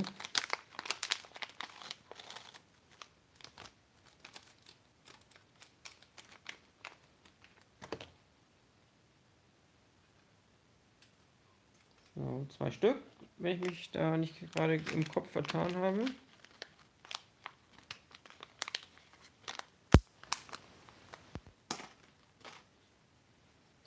Dann stecken wir das jetzt erstmal hier rein. Weil wir eigentlich uns eins sparen können. Eins können wir tatsächlich sparen, weil wir können das Disco-Licht, sage ich jetzt einfach mal, hier eigentlich direkt hier reinstecken.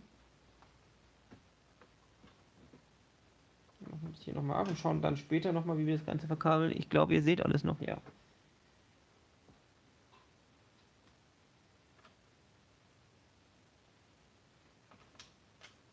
Mal schauen, wo ich den Dimmer hingelegt habe. Hier ist der Dimmer. Ich habe den selber noch nie benutzt, also das wird auch spannend. Wo sind meine Kabel jetzt hin? Ah, da runtergefallen, okay.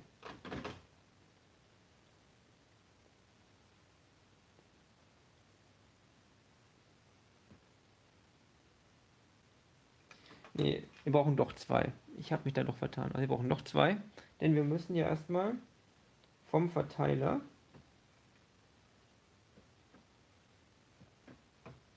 zum Dimmer, das hier ist, was steht hier drauf? Das ist der Eingang, okay. Falsch rum. Und von da nehmen wir dann einen der beiden Ausgänge.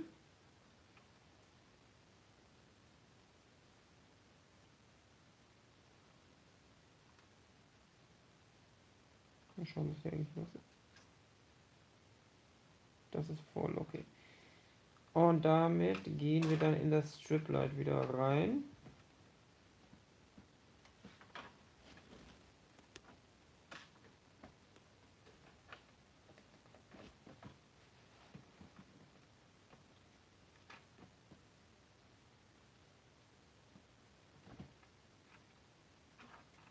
Jetzt haben wir hier ein riesiges Kabelwirrwarr erstmal wieder.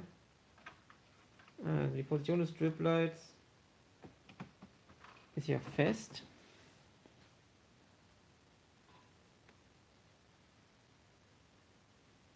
Und Brick Sergeant sagt, dass super build at Brickworld must go for now. See you sometime soon. Bye bye und thank you very much.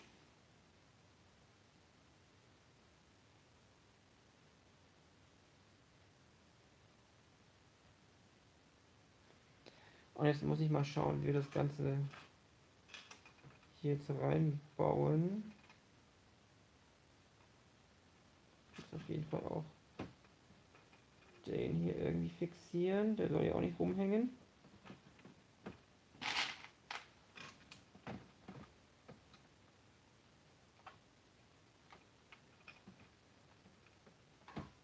Das ist eine ganz gute Lösung schon mal.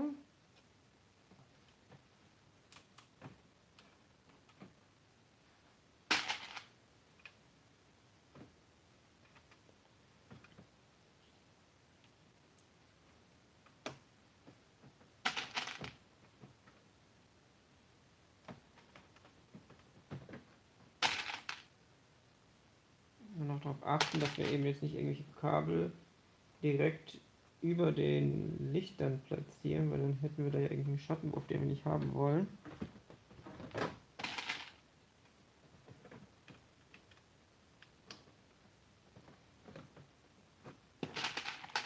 Dann platzieren wir das noch irgendwo hier.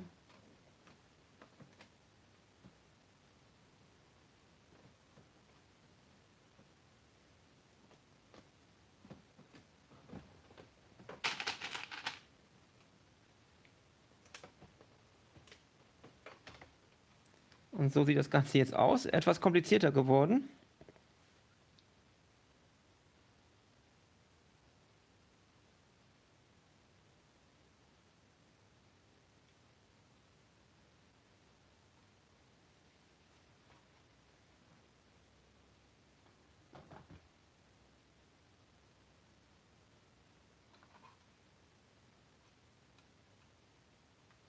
Also ich habe jetzt hier das Ganze auf relativ voll. Ich schaue mal, wie weit wir runterdrehen können. Okay, bis darüber. Ich mache jetzt einfach mal halbe Stärke. Dann stecken wir das mal so grob drauf, dass es wieder Kontakt hat.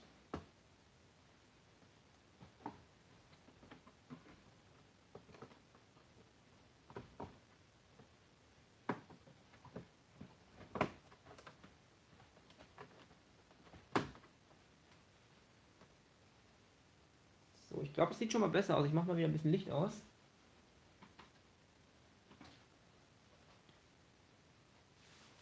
Und mache das große Licht gleich nochmal aus. Einen Moment. Schauen, was ihr hier schreibt.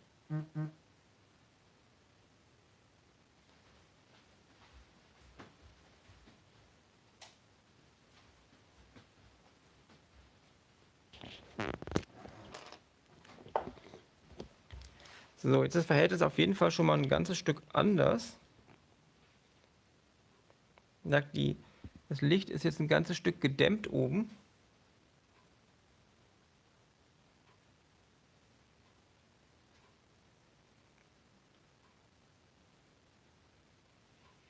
Und jetzt schreibt ihr mir bitte, ob ihr meint, dass das jetzt dunkel genug ist oder zu dunkel oder zu hell.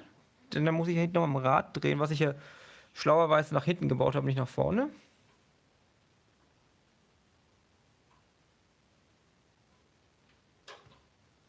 Ich glaube, es war jetzt wirklich die einfachste Lösung, einfach die Technik zu nutzen, die es gibt, anstatt da jetzt irgendwelche Konstrukte anzufangen. Wir können jetzt nochmal hochschauen.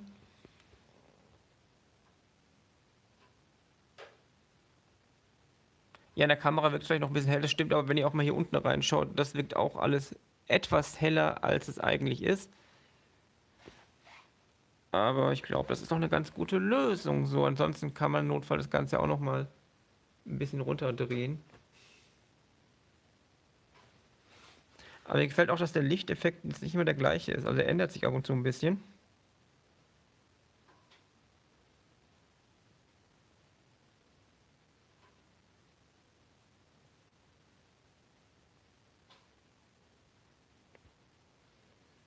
Inobrick war vielleicht etwas langsamer. Ich kann leider die Geschwindigkeit nicht einstellen.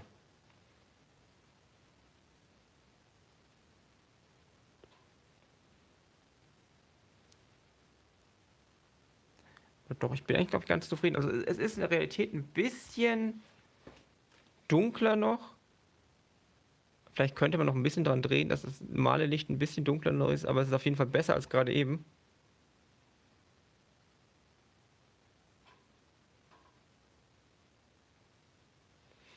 Ich stelle jetzt auf jeden Fall mal wieder hoch. Dann mache ich gleich nochmal das Licht gleich wieder an, wenn ich wieder noch ein paar Dinge anpasse. Nicht am Licht, sondern am Laden selber.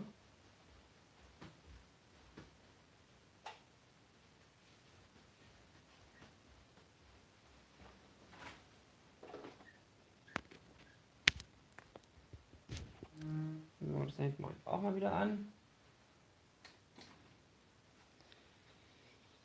So, mal kurz in die Kommentare schauen.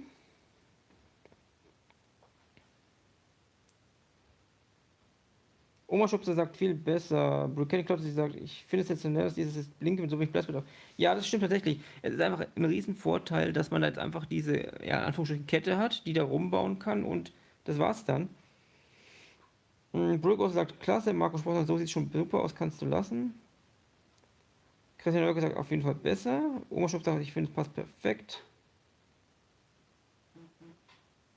Tausendsasser sagt, dass es auch passt im Prinzip. Brickette sagt Hammer, Ido Brick findet es schon mal auch gut.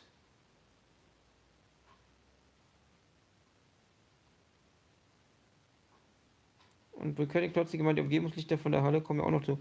Ja, das stimmt, wir werden auch von draußen noch Licht später haben, da müssen wir auf jeden Fall dann nochmal testen. Aber ich glaube, dass die Lösung mit diesem Drehdimmer jetzt auf jeden Fall die beste Lösung ist, weil wir dann später auf jeden Fall das nochmal einstellen können, wenn das ganze Licht außenrum noch dazu kommt. Wir werden, wie gesagt, hier vorne noch Licht haben, das heißt, das muss hier natürlich auch noch weiter nach vorne gezogen werden.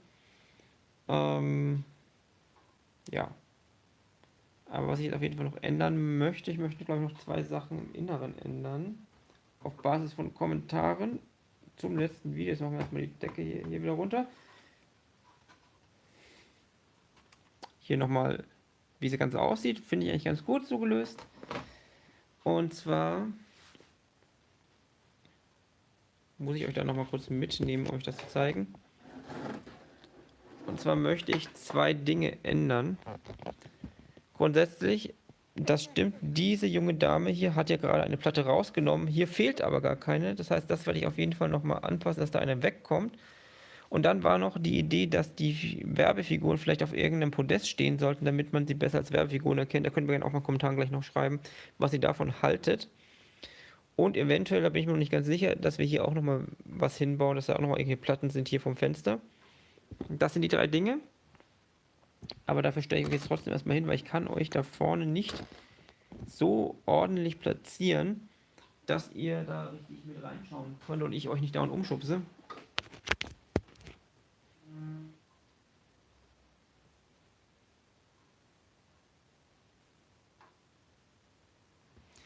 Oma Schubser ist dann auf jeden Fall weg, sagt er und sagt gute Nacht. Dann auch dir gute Nacht. Vielen Dank, dass du da warst.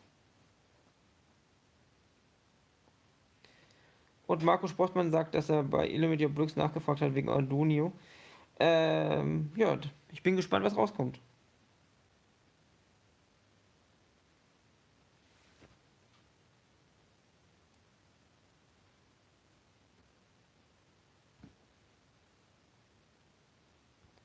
So.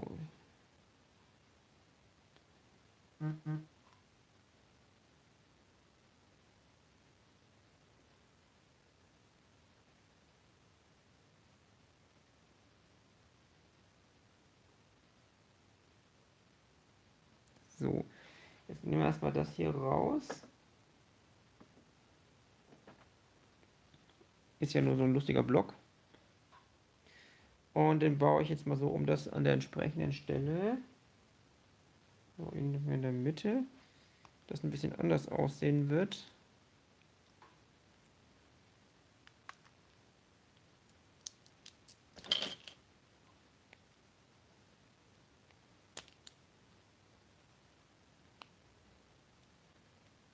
Das ist vielleicht gar nicht so einfach, merke ich gerade, denn ich habe da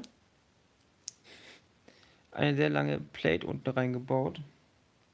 Das heißt, da müssen wir auf jeden Fall was grundsätzlich noch ändern.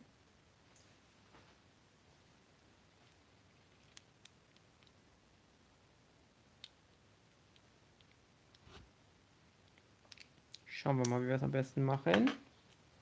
Da muss ich mal kurz noch teilen, aber nehmen wir das hier vielleicht.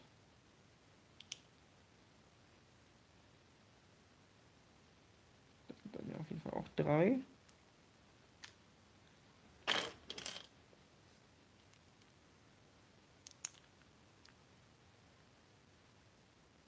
Und Ino bringt das dann auch raus, ist vielleicht doch was morgen früh aufstehen. Dann wünsche ich dir auch eine gute Nacht auf jeden Fall. So.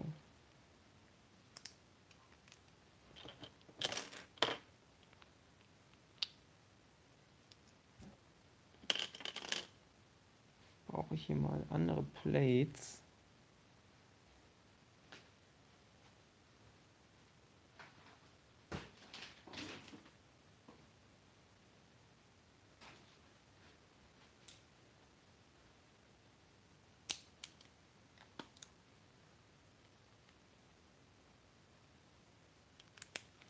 Grundsätzlich habe ich jetzt hier schon mal so eine Kerbe eingebaut, wo eine Platte weiter hinten sitzt.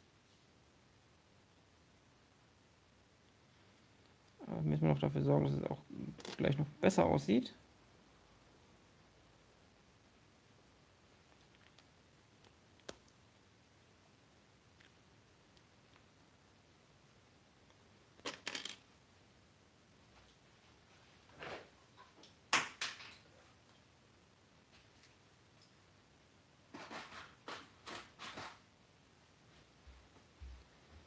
So. Mal kurz nachdenken.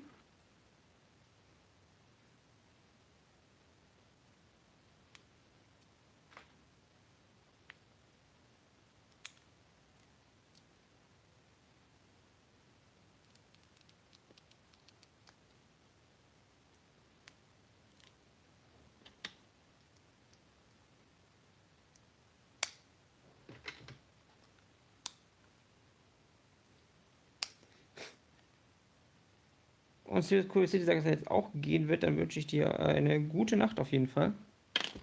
So, jetzt bauen wir das Ganze hier wieder drauf.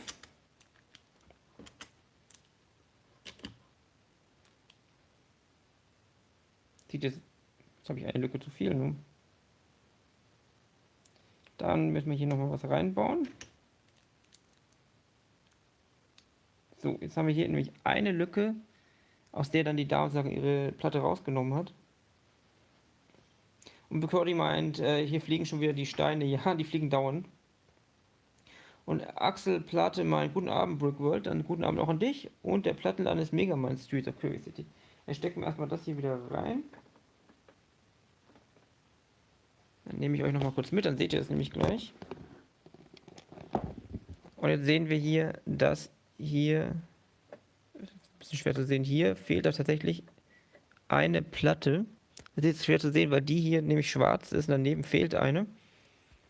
Aber das sieht natürlich deutlich realistischer aus, weil wie gesagt, die junge Dame natürlich die eine Platte rausgenommen hat. Das war natürlich ein Punkt, ich glaube, wir haben mehrere erwähnt, was natürlich auf jeden Fall stimmt.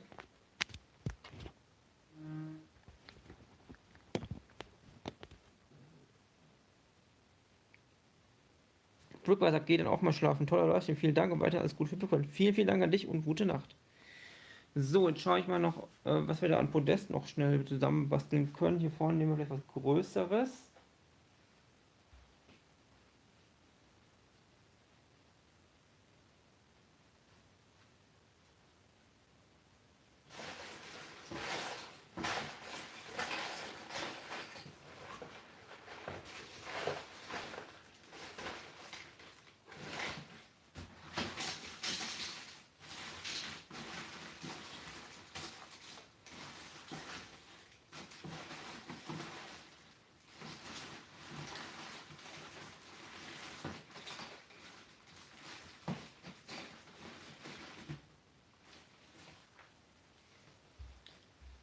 Ich habe hier noch so eine Ramschkiste mit allem Möglichen. Laborante, man kommt da oben keine Fensterscheibe rein. Doch, da kommt Fensterscheibe rein, aber ich muss die noch finden. Ich bin mir sehr sicher, dass die hier irgendwo sind.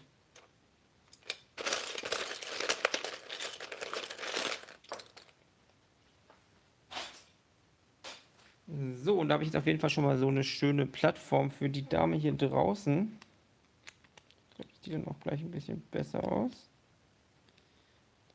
Das ist natürlich unpraktisch, dass die nicht... ich würde die ja gerne zentral platzieren, deshalb sieht es jetzt so ein bisschen komisch aus. Dann schauen wir mal, ob wir noch eine Modified Plate irgendwo für die Dame haben.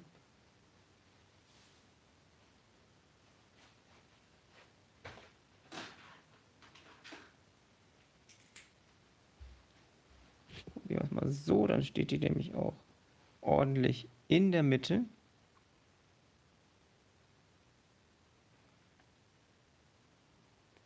Aussie Adam Briggs sagt Hello from Australia. Hello. And greetings to Australia. Und Axel Platte meint irgendwo, das kennt jeder. Ja, das ist ein sehr wichtiger Begriff. Mal schauen, ob ich den hier wieder reinbekomme. So, dann sieht das Ganze jetzt so aus. Sieht dann schon mal ein bisschen besser aus, vermutlich. Bringt auch ein bisschen mehr Details wieder hier rein.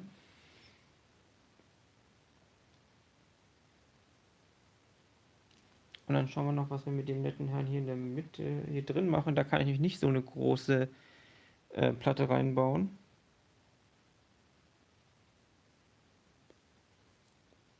Was machen wir denn da am besten?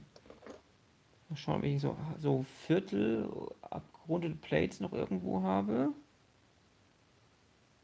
Die könnten eventuell funktionieren.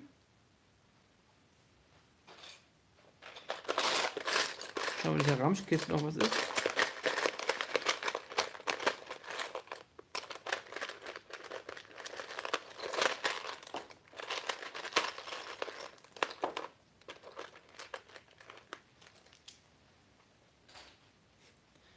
Und tatsächlich lässt mich die Ramschkiste nicht alleine.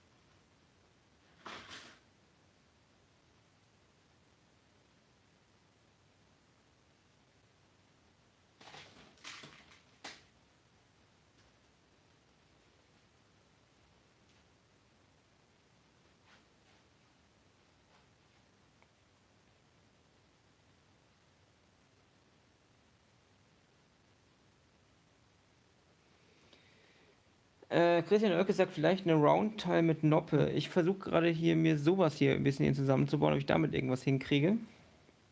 Und Marco meint, er muss auch ins Bett. Viel Spaß noch beim Bauen, dann wünsche ich dir auch vielen Dank. Ich sage vielen Dank und wünsche dir eine gute Nacht. Ich denke auch, dass ich jetzt nicht mehr so ewig hier unterwegs bin. Ich werde jetzt noch die paar Details hier machen, dann denke ich, war das ein sehr erfolgreicher Stream. Wir sind ja auch schon fast wieder 2 Stunden hier.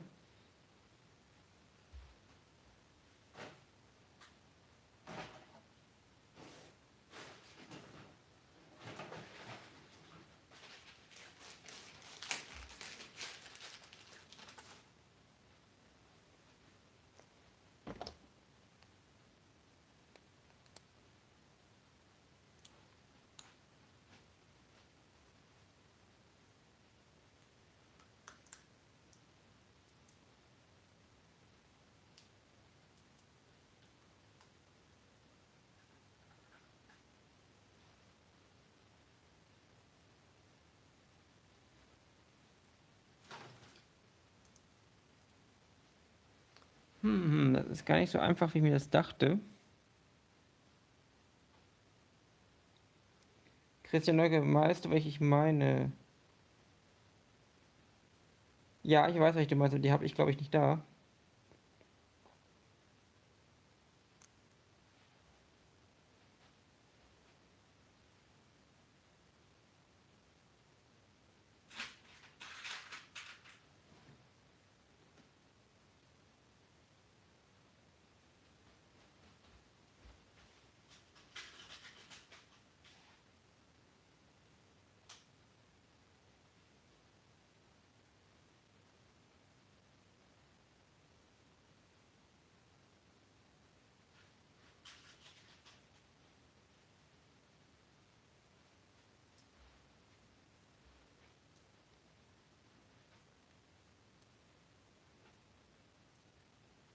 Ich habe mir jetzt einfach das hier so ein bisschen zusammengebastelt. Ich schaue mal, ob das ordentlich reinpasst.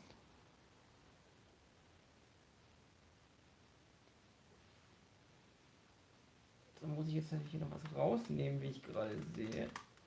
Ah.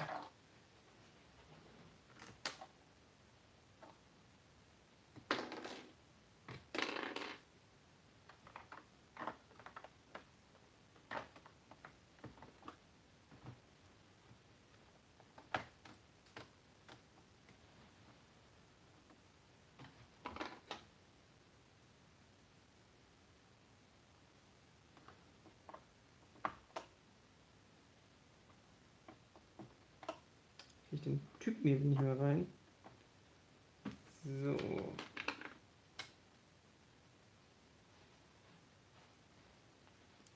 Nehme ich euch gleich nochmal mit. Moment.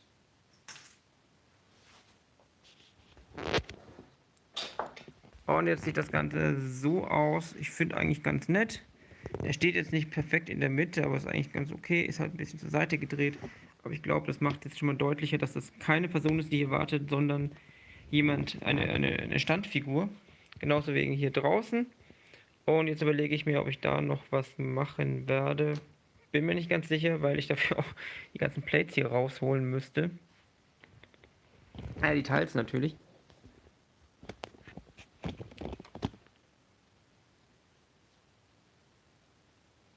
Wobei wir das vielleicht dann auch dadurch lösen können, dass wir es einfach hier an der Seite mit einbauen. Dann kann ich die Teils einfach überbauen vielleicht. Nehme ich mal die Figuren hier raus. Ich schaue, ob ich doch irgendwie hinbekomme, euch hier ein bisschen näher zu bringen.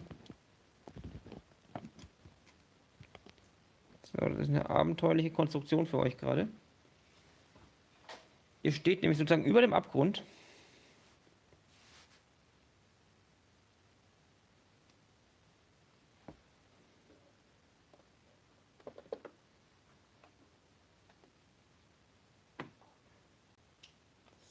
So, schauen wir mal, ob wir das hinkriegen. Ich glaube, der Abstand ist genau das. Ja. Dann lege ich die mal kurz hier hoch. Oder ich schmeiße sie einfach runter.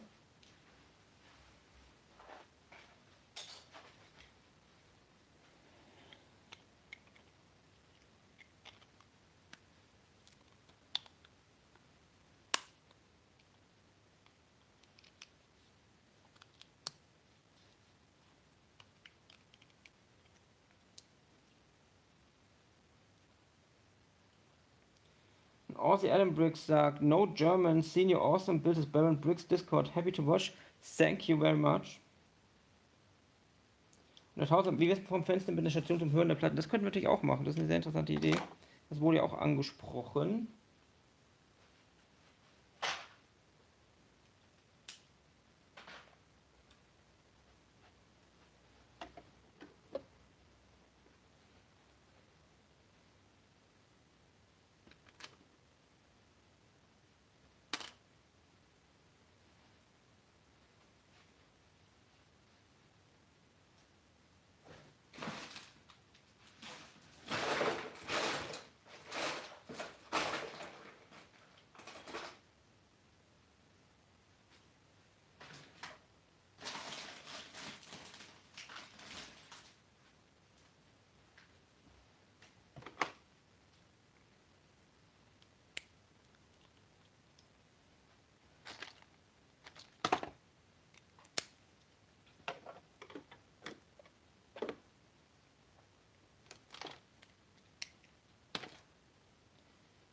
Gibt es Plattenspiele von Lego? Soweit ich weiß, nein.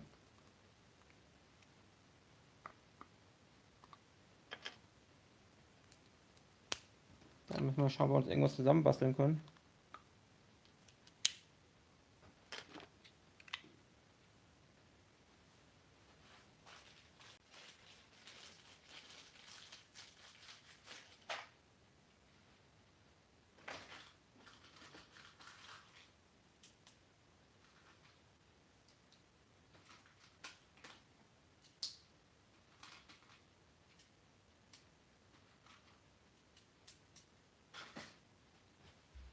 So, dann baue ich jetzt mal das hier wieder ein.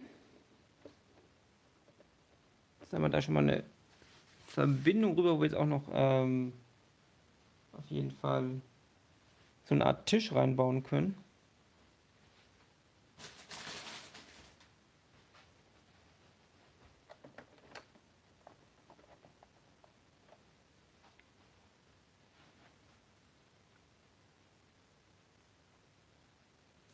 Laborando fragt, was machst du, wenn es keinen Platz mehr für Bückwörter gibt?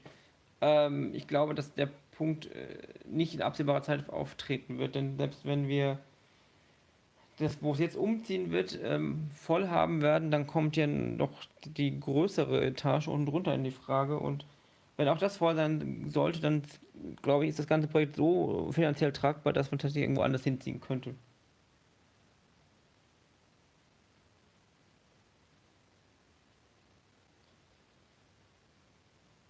Weil du die ganze Welt so brauchst, ja, das ist gute Frage. Dann nehmen wir einfach den Mars. Und Kostenwerke mit diesen Hebeln auf einer 2x3 Basis sollte den Platz spezialisieren. Ne? Das ist eine interessante Idee, ja, das stimmt. Da müssen wir mal schauen, wie wir das hinkriegen.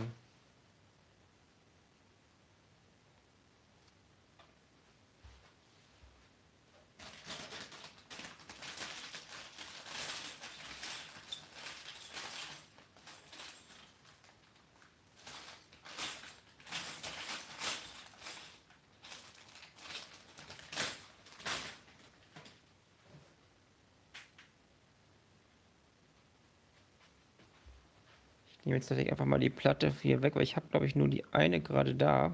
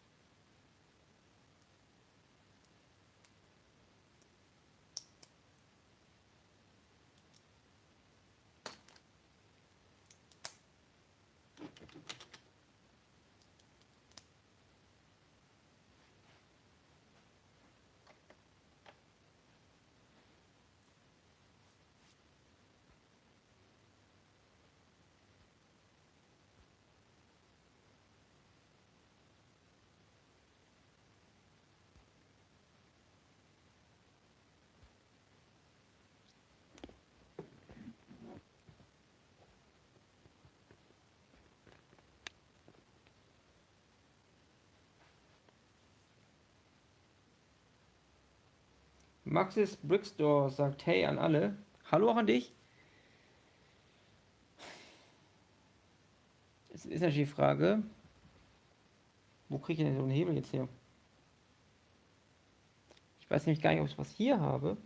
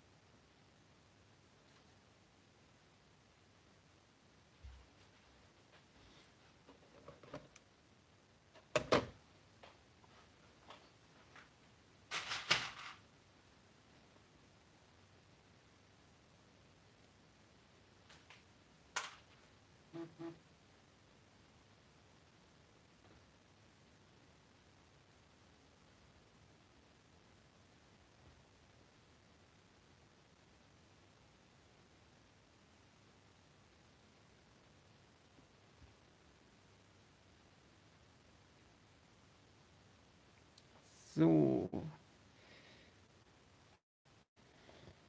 Ich überlege mir gerade, ob man damit nicht irgendwas machen könnte. Mit diesem Teil, auch wenn es jetzt gerade braun ist, aber das. Ich bin etwas unentschlossen.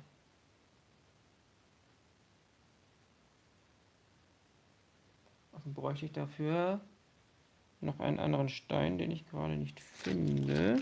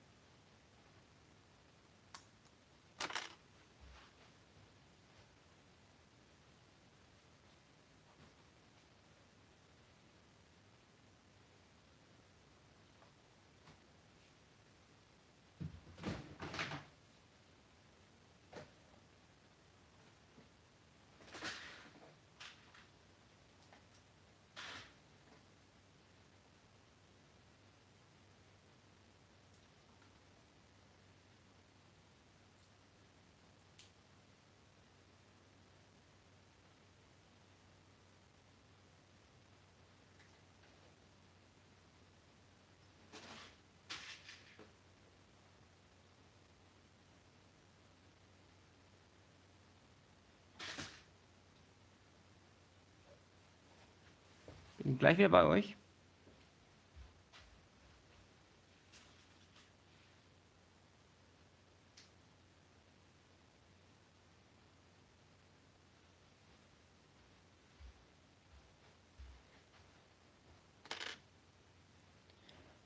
Also super gut finde ich es jetzt nicht, aber es ist mal ein erster Entwurf.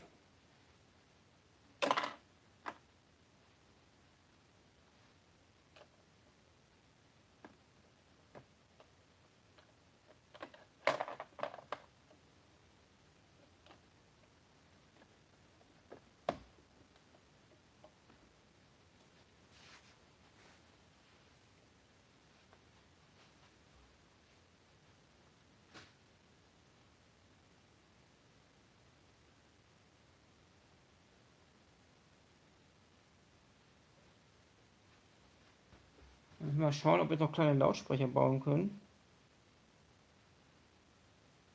Und Bricketty meint, vorhin war ich bei Bob Brickman im Livestream, da war ich interessanterweise auch. Da war viel zu voll, der Chat hat keinen Spaß gemacht. Hier ist wenigstens eine tolle kleine Truppe, die auch mal mitquatscht. Finde ich viel besser. Das freut mich, vielen Dank. Ist halt das Problem, wenn man größer wird, was man natürlich auch werden möchte, weil man natürlich dann mehr Möglichkeiten hat, dann gibt es natürlich auch Nachteile aus der ganzen Geschichte. Und TZ Studios 01 ist da noch ein Kanalmitglied übrigens. Guten Abend auch an dich.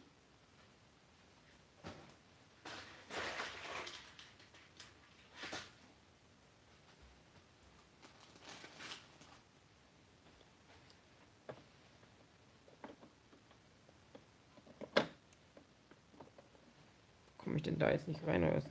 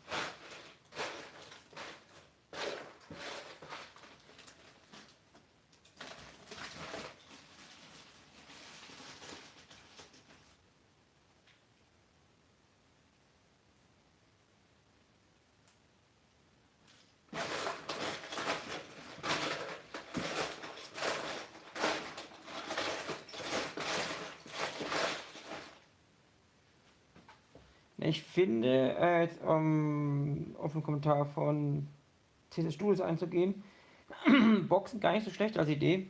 Das wird auch besser zu unseren Lichtfassen. Das hast du ja wahrscheinlich jetzt nicht mitbekommen. Das zeige ich euch aber gleich nochmal, wenn ich die Boxen drin habe. Ähm, Ich habe auch schon eine Idee, wie ich die baue.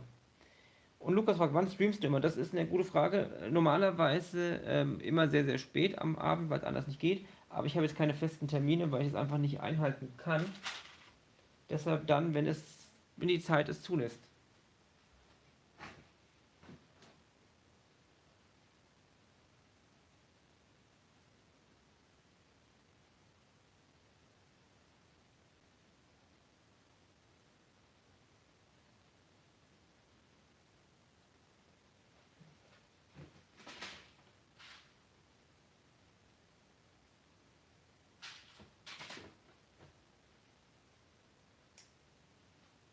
So, gleich wieder da.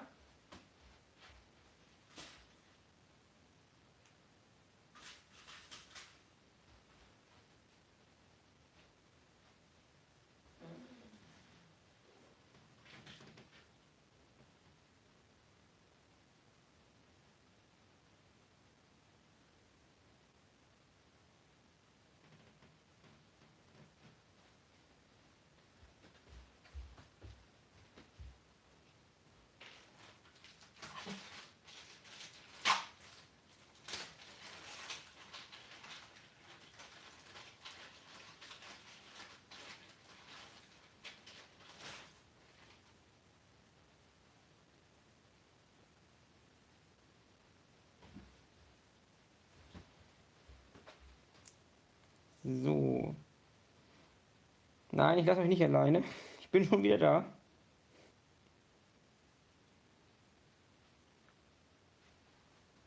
Das wollte ich anders haben. Moment. Ich nehme das mal ganz raus. Kann ich das leichter bearbeiten.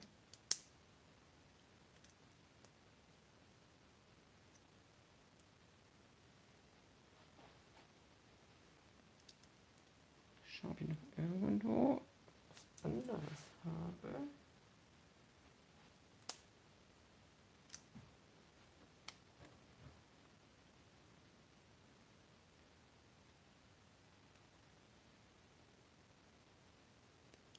So, dann nehmen wir noch 2 Fliesen.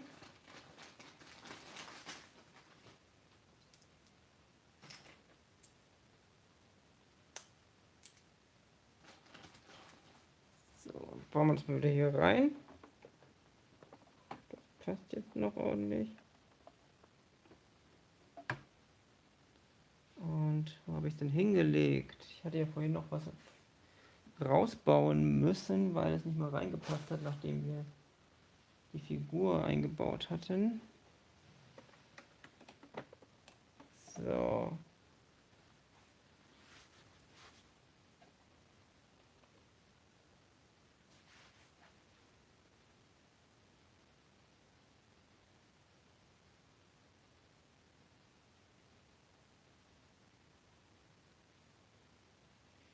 Ja, Schalthebel. Das ist eine sehr gute Frage, wo ich einen finde.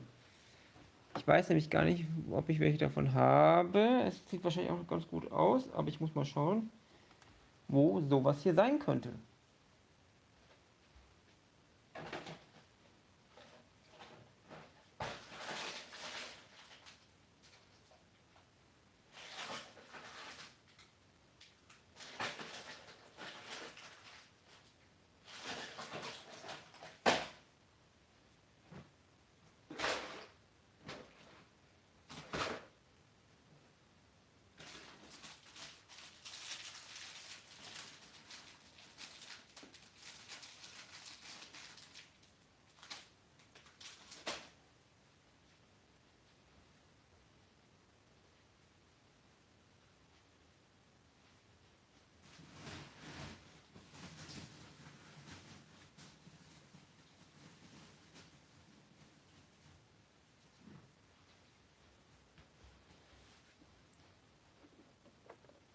Nehmen wir das nochmal raus.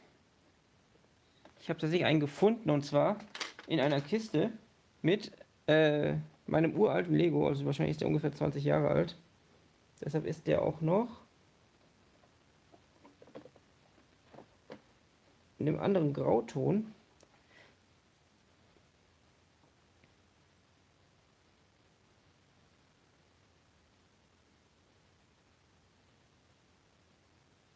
Und dann bauen wir noch was daneben.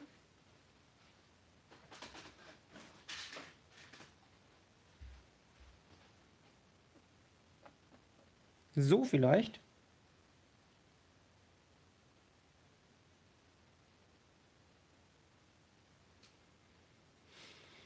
Sieht auf jeden Fall besser aus. Da stimme ich zu. Gerne in die Kommentare eure Meinung dazu jetzt bitte.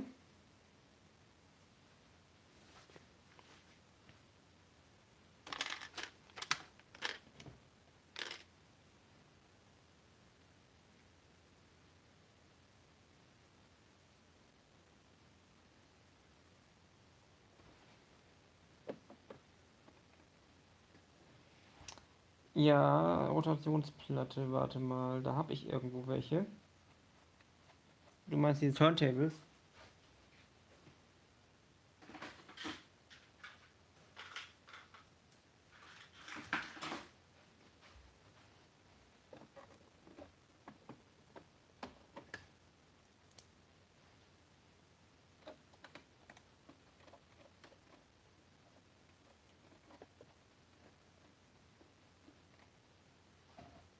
So.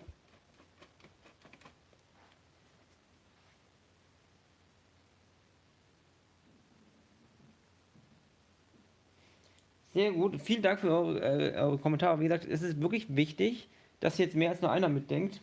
Es sieht auf jeden Fall viel besser aus als der erste Entwurf. Lautsprecher gefallen mir eigentlich ganz gut. Ich glaube, damit haben wir auch den Platz jetzt hier vor dem Fenster ganz gut gelöst. Jetzt muss ich mal schauen, ob ich die Figuren wieder reinstellen kann.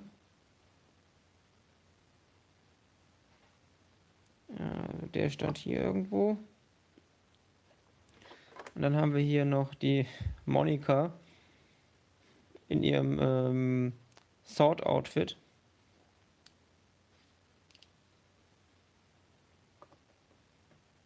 Die steht jetzt hier. Und dann schauen wir mal, dass wir hier noch, da habe ich ja vorhin was runtergenommen, nämlich die Platte, dass wir dann vielleicht einfach noch irgendeine bedruckte Teil noch hinpacken.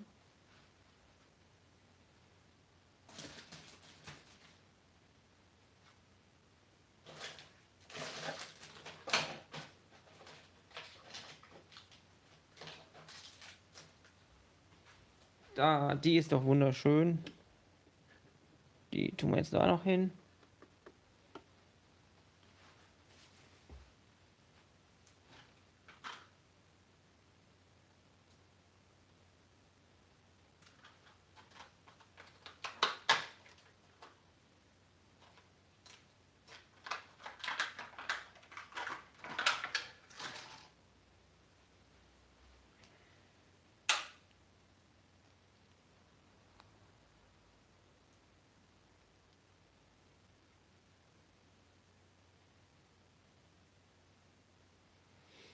Egal, ob ich den hier reinstelle als Kunden oder vielleicht mit einer, in der Platte rauskommt vor die Tür.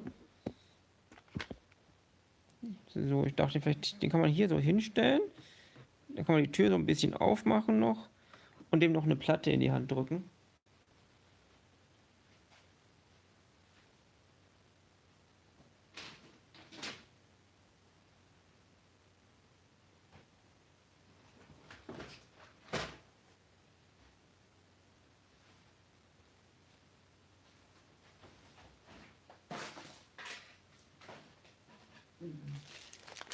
Wir haben ja hier noch die ganzen Videosets zum Ausschlachten. Schauen wir, was wir hier haben an Platten.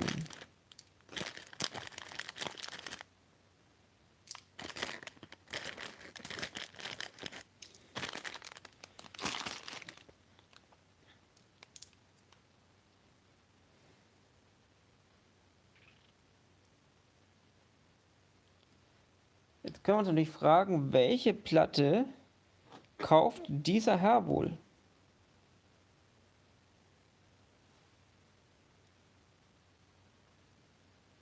Da hat man vor dem Laden noch einen Sale-Tisch. Das könnte man natürlich auch noch machen. Das ist auch eine schöne Geschichte. Vielleicht hier noch einen hin. Da haben wir hier auch noch ein bisschen Platz. Warum liegt denn eigentlich eine rote Plate? Also ich denke, dass der Herr bestimmt sich diese Platte gekauft hat.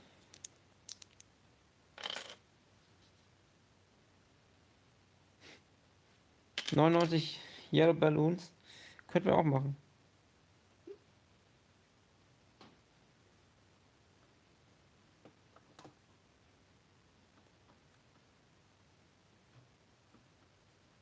Wenn ich jetzt die Tür hier noch so ein bisschen offen lassen, dann gibt es gleich nochmal so ein bisschen Dynamik in die ganze Szene. Und beim Sale-Tisch, ja. Den könnten wir hier noch hinmachen. Da muss ich aber jetzt, das wird jetzt interessant.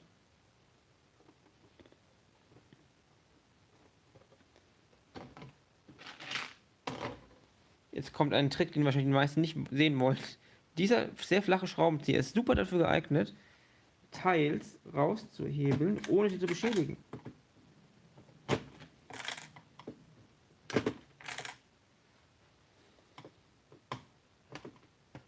Ich muss jetzt irgendwie dahin kommen, um da jetzt noch diesen Tisch hinbauen zu können.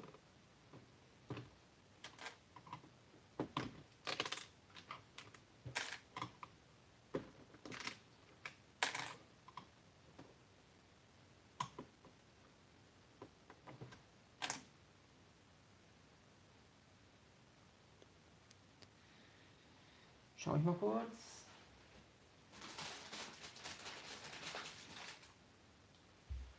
Ich denke, wir könnten da einfach nochmal so eine Platte hinbauen. Und darauf macht man einfach so Stapel und drunter mit farbigen Plates. Und dann obendrauf einfach noch ein paar von den Fliesen. Wir haben ja noch einige. Das ist eine sehr gute Idee. Es bringt auch noch mal ein bisschen Leben hier rein. Wie gesagt, eure Ideen sind wirklich nicht zu unterschätzen, was das Ganze hier angeht. Dann hier noch rauskriegen. Will ich das tatsächlich so mittig davor bauen. Dann muss die hier raus.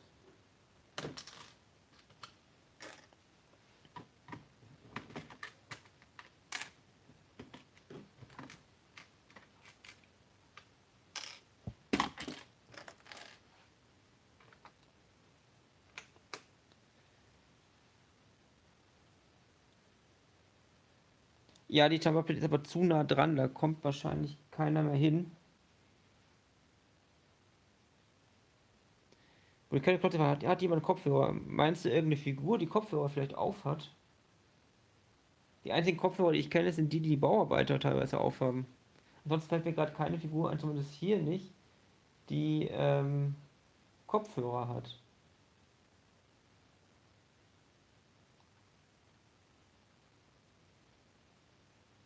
Ich schaue mich gerade ein bisschen um, ich sehe auch keine.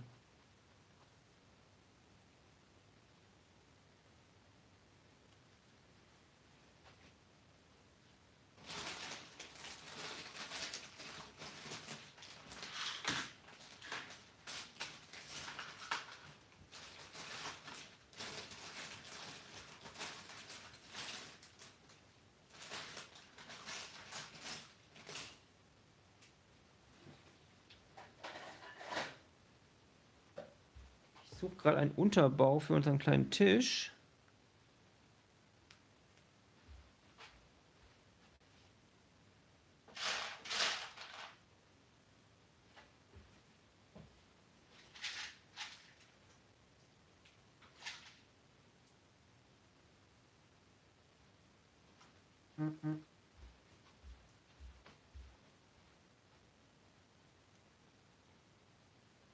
Bei den Videofiguren, das ist eine sehr gute Frage, da kann ich gleich mal kurz nachschauen.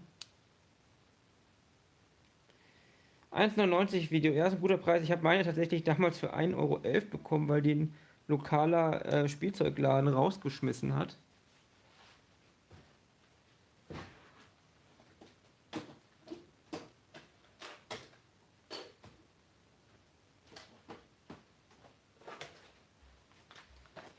Wir können ja hier mal reinschauen.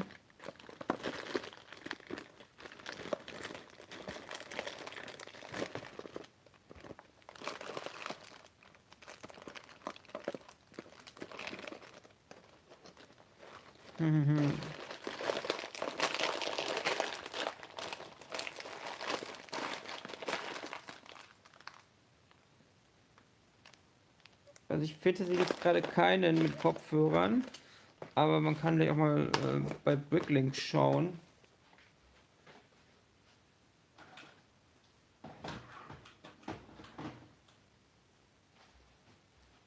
Muss ich noch schauen, wo habe ich denn jetzt gerade meinen Tisch liegen lassen?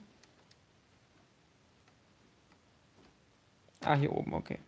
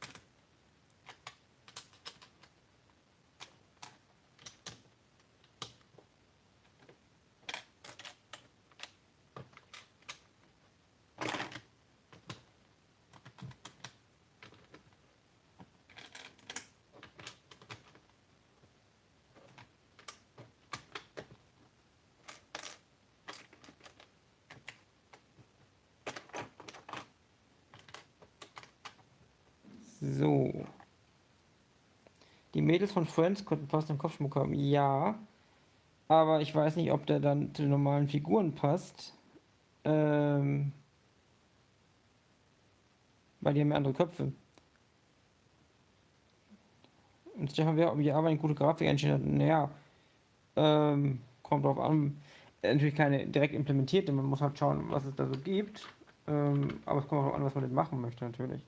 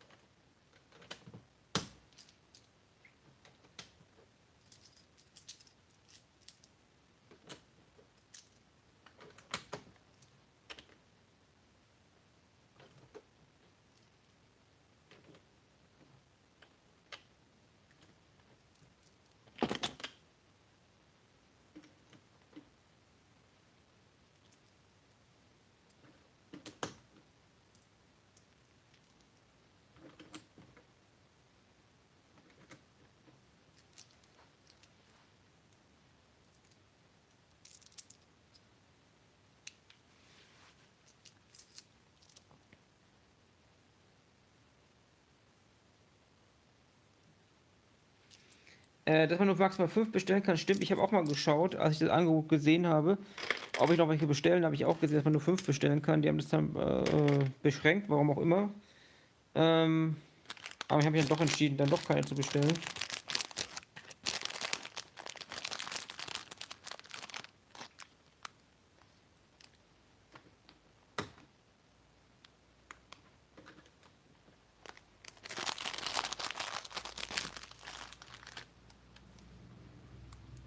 Sind Haare mit Kopfhörer, dann könnte es wahrscheinlich passen, ne? Weil ich glaube, die Frisuren der Friends-Figuren passen, glaube ich, auch auf die normalen Minifiguren, wenn ich mich da richtig erinnere. Aber da muss ich später mal schauen. So, meine Idee ist, dass wir jetzt hier noch jemanden hinstellen, der sich das gerade anschaut.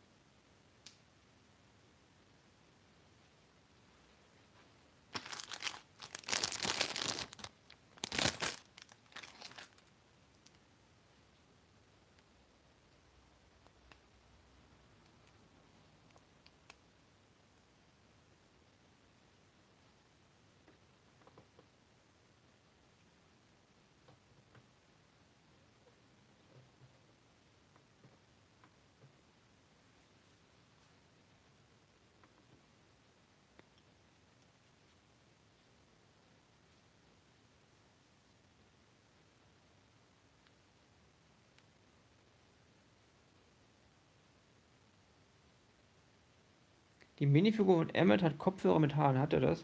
Wartet mal kurz.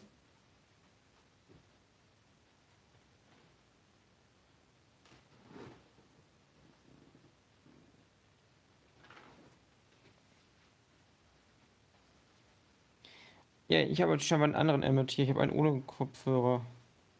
Aber das schauen wir einfach mal bei der Gelegenheit. Auf jeden Fall finde ich, dass es sich jetzt hier schon mal ganz gut macht mit euren ganzen Ideen und auch mit meinen Ideen zusammen. Ist jetzt schon mal deutlich mehr Leben. Jetzt schaue ich mal ganz kurz, ob ich diese doofen Fenster finde. Weil ich bin mir sicher, dass die irgendwo sind.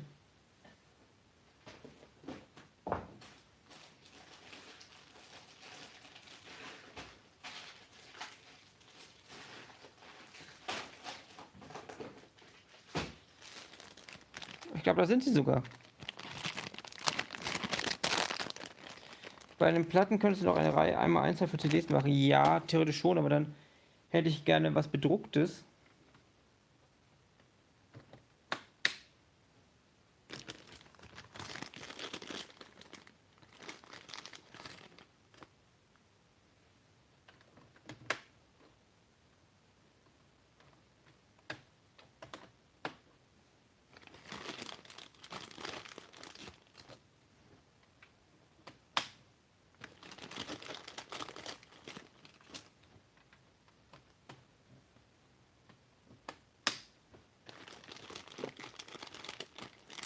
Minifigur Serie 71 Minuten, okay.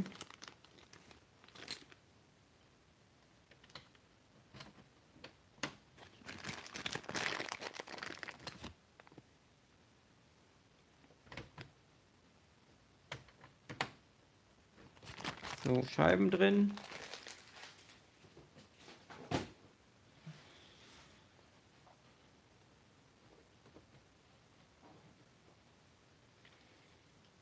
Können wir uns natürlich überlegen, ob wir da noch irgendwas hinmachen wollen oder nicht, ob es dann vielleicht zu viel wird. Ich glaube grundsätzlich mit der Innenausstattung und so weiter bin ich jetzt eigentlich schon mal ganz zufrieden. Ich schaue, ob ich vielleicht noch irgendeine Figur mit reinstelle, falls ich noch irgendwas finde.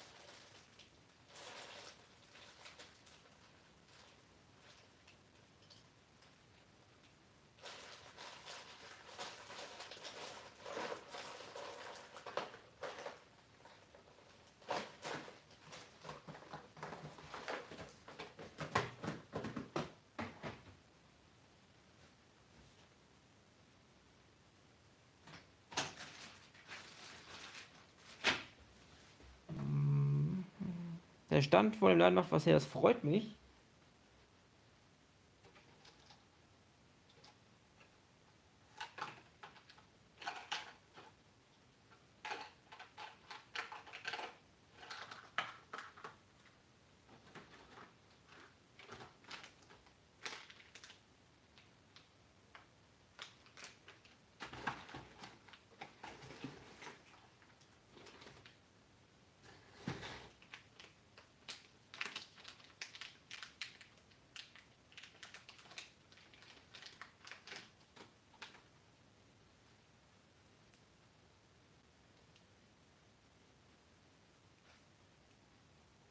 Ich stelle einfach noch die junge Dame hier rein, die habe ich gerade noch gefunden.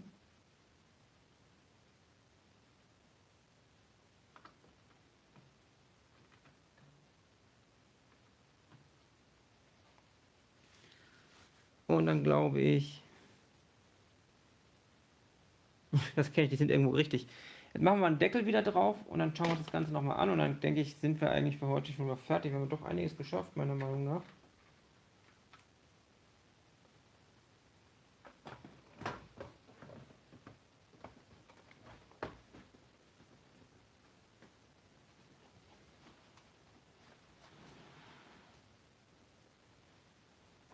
Falsche Position.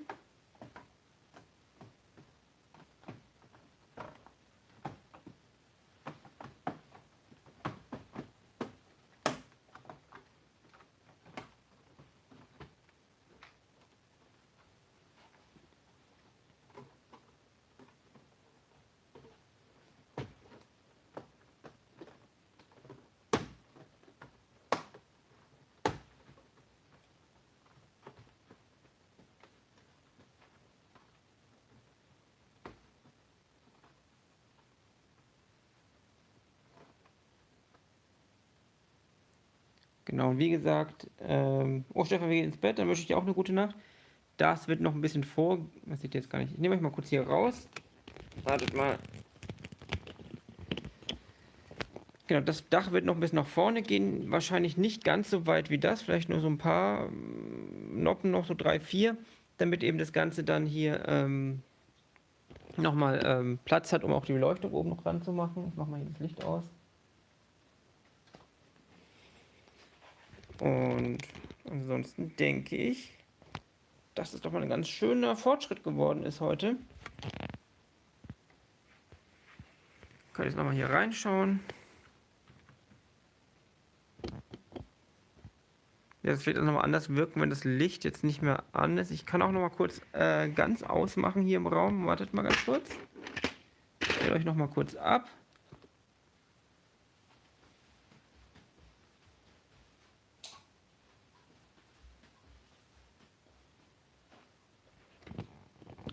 So. Draußen fehlt jetzt natürlich noch das normale Licht, aber es ist draußen noch relativ dunkel. Und der Tausendsasser meint, der Plattenladen ist ein schönes Beispiel dafür, wie man außergewöhnliche Steine, Figuren aus abstrakten Produkten in ein relativ gewöhnliches Setting einbauen kann. Vielen, vielen Dank dafür auf jeden Fall. Und Christian Lörkes geht jetzt auch ins Bett, dann sagt er auch gute Nacht. Und Bricetti Klotzi meint, der Laden ist ein tolles Detail in deiner Welt. Das freut mich, vielen, vielen Dank. Und dann schauen wir jetzt hier nochmal rein. Und ich dachte eben auch, weil der Plattenladen, glaube ich, auch was Besonderes wird, dachte ich, das ist auch einer von den Läden, die wir auf jeden Fall sinnvoll hier vorne reinbauen, dass man wirklich richtig reinschauen kann.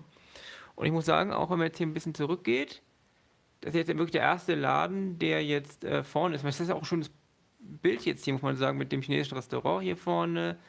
Jetzt ist es ziemlich dunkel geworden gerade, ich weiß nicht warum. Also nicht in Wirklichkeit, sondern nur auf dem Bild. Dann der Blick hier in die Einkaufspassage, unten der Kiosk und jetzt oben der Musikladen. Das ist eigentlich eine ganz schöne Optik so. Wird nur interessant, wenn dann da oben noch der Lego-Laden reinkommt und hier oben auch mehr beleuchtet wird. Irgendwie hat er gerade ein bisschen Probleme mit dem Fokussieren. Ja. Aber ich finde auf jeden Fall, das hat sich doch gelohnt. Und ich finde auch, dass sich dieses Partylichter, sagen wir mal, auch ganz gut einfügt. Mir gefällt's, ich hoffe euch auch. Ich werde dann demnächst noch ein Update-Video raus basteln und vielleicht noch ein bisschen vorne weiterbauen hier mit der Beleuchtung. Ansonsten würde ich sagen, dass es das dann für heute war. 2,5 Stunden. Wir haben viel erreicht. Ich habe zum ersten Mal live beleuchtet. Ich hoffe, es hat euch auch mal gefallen, mal was anderes zu sehen. Und dann würde ich auf jeden Fall sagen, vielen Dank fürs Zuschauen. Ja, vielen Dank für die vielen Spenden. Vielen Dank für die vielen Likes. 60 Likes. Immer noch 46 Leute gerade online mitten unter der Woche. Und dann, ja, würde ich sagen, bis zum nächsten Mal hier in der Brickworld. Mal schauen, wohin die Reise noch gehen wird. Und dann wünsche ich euch allen gute Nacht. Und dann sehen wir uns beim nächsten Video. Tschüss.